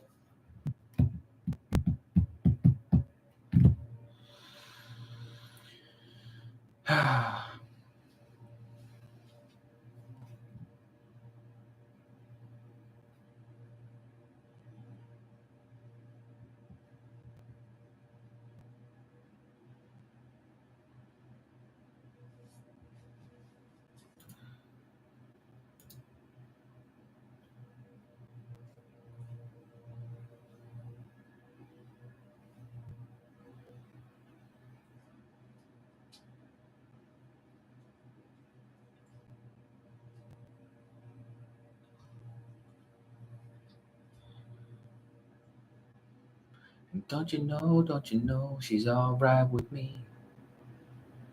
She's a sweet if Tupelo honey. Yeah, I saw the offering in Blue Sky yesterday.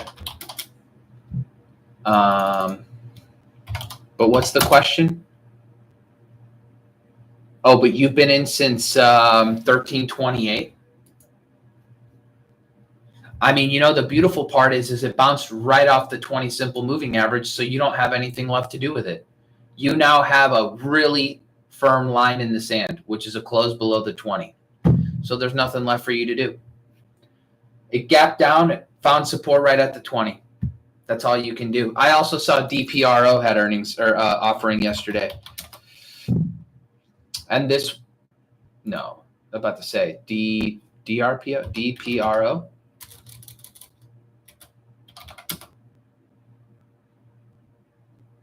Oh, you sold it all. Oh, well, if you trimmed some and then you got caught in that offering, yeah, if you sold for a 30% move on this, on that name, feel good about that. I mean, that's as good as it's going to get. That's nice.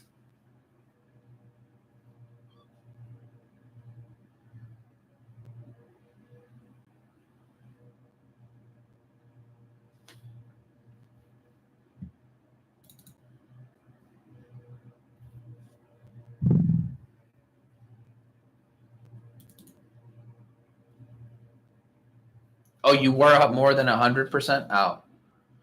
Do you think UNRs through the MAs work better than flat bases, or does it depend on other factors? It depends on other factors. Sometimes you're in an environment where breakouts just aren't working, Dave, and undercut and rallies work way better. Or a stock's characteristics, like look at an A-Lab, look at a Toast. Yeah, sorry to hear that, dude, that you had to go through that nonsense, but that's trading, man. Didn't you just hear me bitching and moaning about losing $250,000 on CCJ, only to now look at it in hindsight and be like, man, you'd be up $2.5 million. That's just trading. Are you supposed to stop doing your job just because something like that happens? No. You keep doing your job. Sometimes the market's just going to screw you over like that, and you just have to move on. What are you supposed to do? Bitch and moan and let it ruin your week, let it ruin your month, let it stop you from showing up to work the next day and finding the next move? I bought the high volume close on CCJ. I bought this on 626.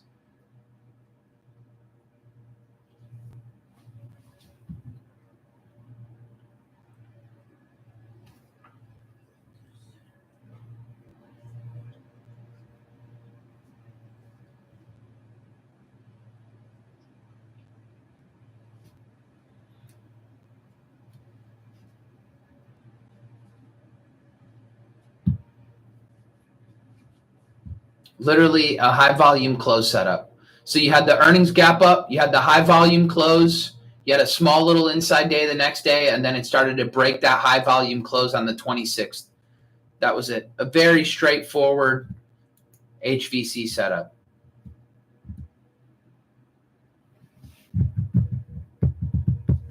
Twilio.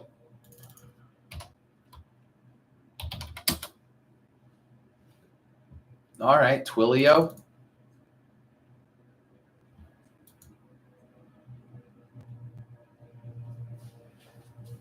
We see you. Oak Low. I like it.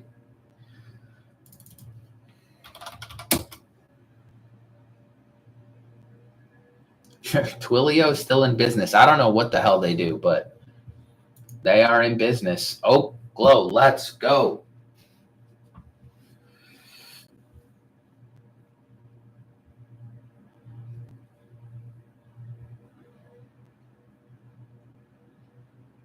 Molina Health still getting crushed.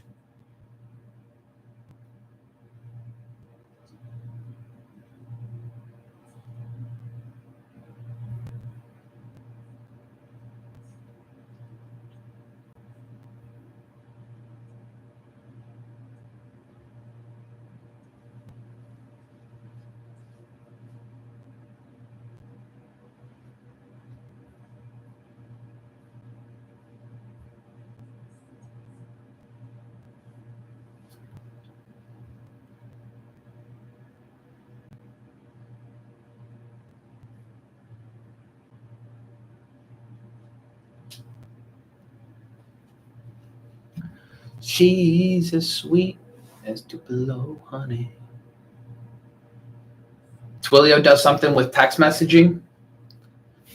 They better not be texting my lady, I'll tell you that.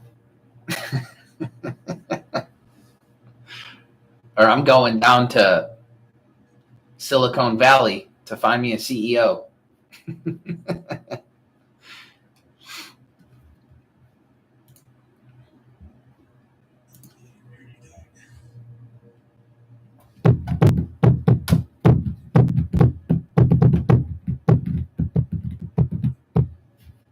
Yeah, man. Molina Health getting crushed today.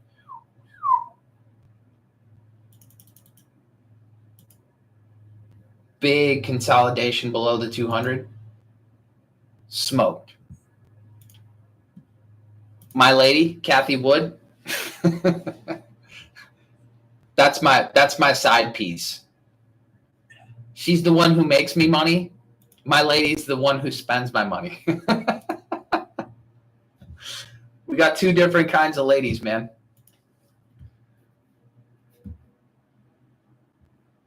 One makes me money, one spends my money. Nice push there for Oklo. SMR, I'm assuming at highs too, 50 plus. Yeah. I like it. I'll take it. Don't know what the hell is going on here, but it's a nice close. A very nice close.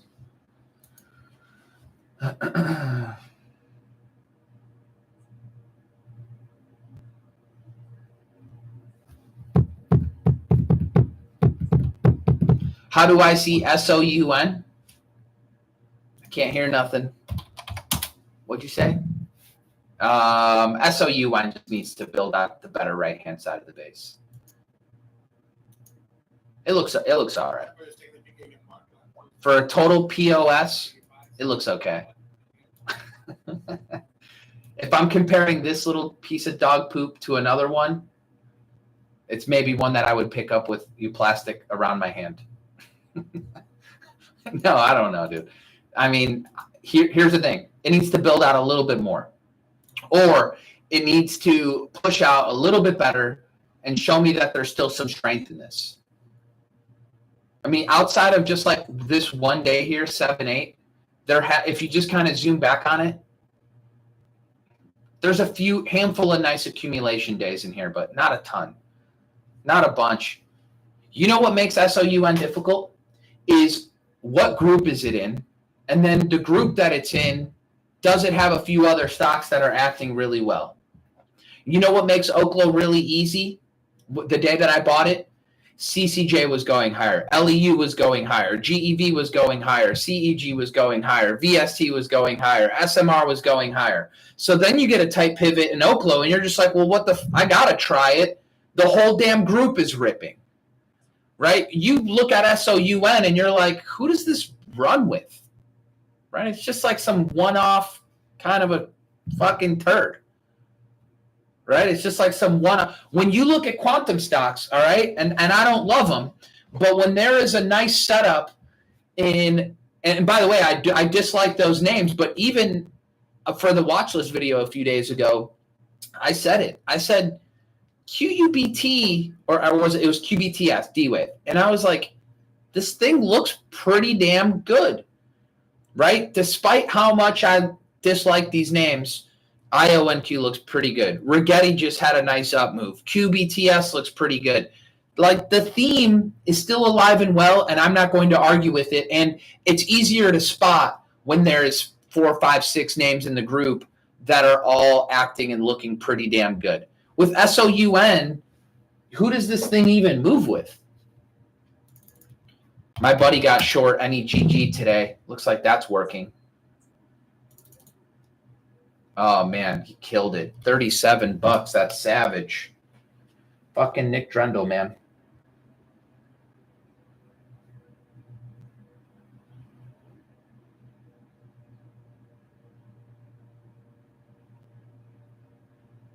$36.20.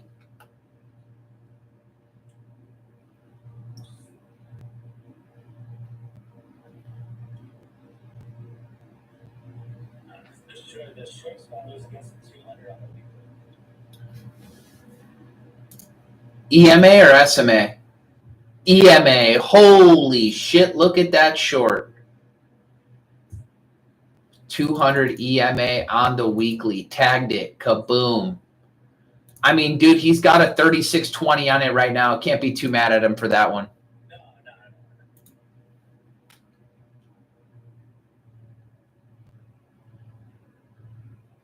Beautiful short on his part.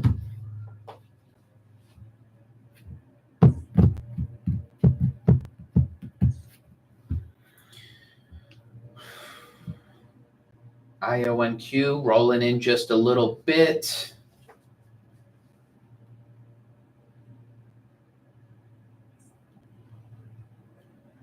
Yeah. For anybody familiar with Nick Drendel on X, he messaged me this morning and told me that he got short this name. Good for him, honestly. Super nice. Probably go lower, honestly. Burn it down.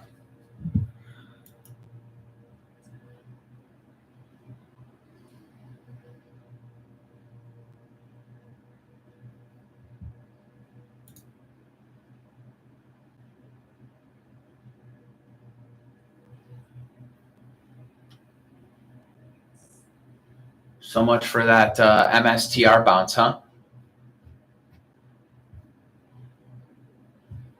MSTR unbouncing itself.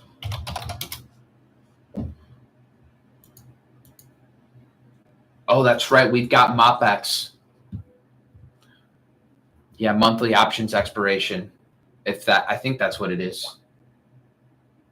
ASML too. Shit. Got beat up on earnings and still trying to go lower. Doesn't look too good. Yeah, MOPX.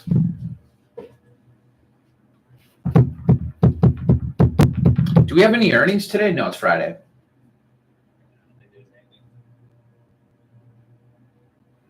Well, I'll tell you what, into that monthly expiration, OKLO is flying.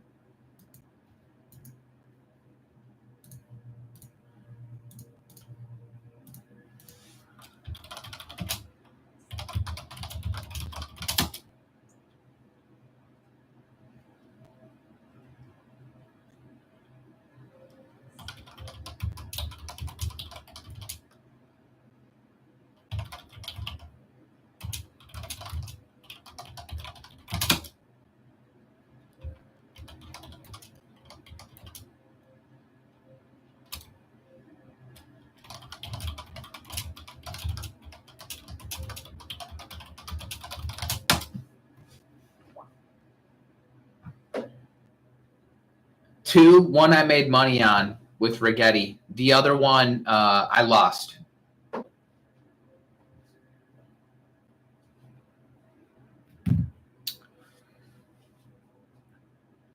I know, right? I see that. Toast is up 0.06%. What? Oh my goodness. I love it. I'm up 50 cents on it. I promise not to spend that money all at one place. No, it's it's pushing nicely here. It looks good. I mean, it's at 52-week highs. 52-week highs just aren't bearish, but it's choppy as shit. So it's good to like preface that it acts like shit, but it's just grinding higher, right? So did Shopify and so did A-Lab. And guess what? Those are working too. So should you hold SBET over the weekend? You don't think you will? Why wouldn't you hold SBET over the weekend? The thing is down 20%. You think you don't want to hold SBET?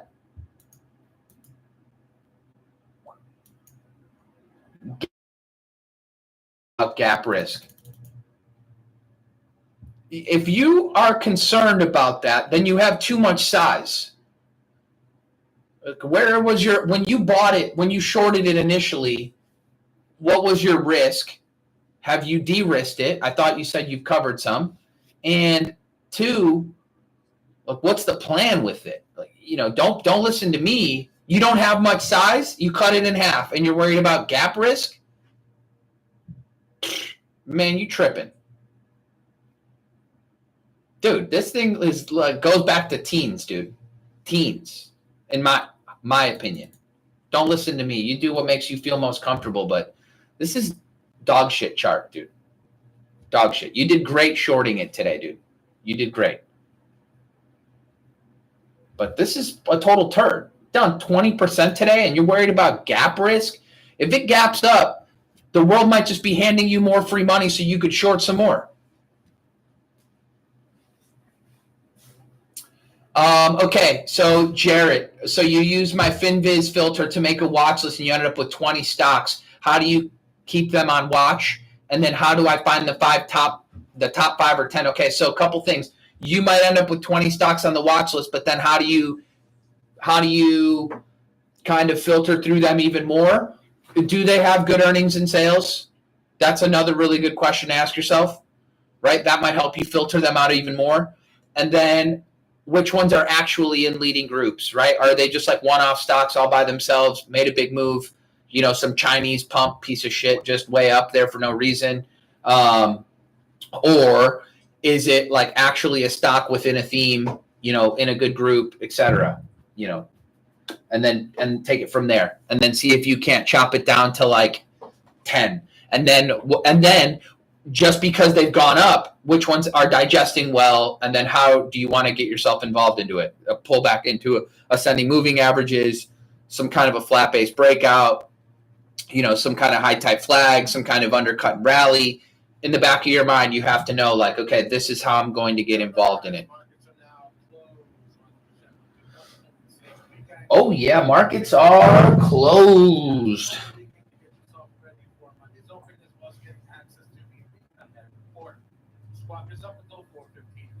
Beautiful. All right, brother, there's no earnings today. Yeah. Enjoy your weekend. You too, man, till Monday morning. I got some cleaning up to do around here. Yeah, me too, brother. All right, we'll talk. Take care, homie. Yep. Oh, yeah, Oklo, fantastic close. Appreciate you guys for being here.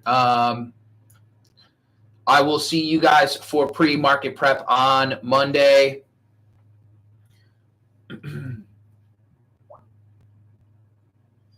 Yeah, Discord was having a couple of issues today, so we took it to YouTube, and it looked like a handful of you guys ended up showing up who followed me on YouTube, so that's cool. Appreciate you guys as always. Oh, cool, David. Yeah, I literally stream, but in the Discord effectively every day, and YouTube seems to be a little bit more reliable, but yeah, Discord was having some issues today, so had to take it to the YouTube. But anyway, I appreciate you guys as always.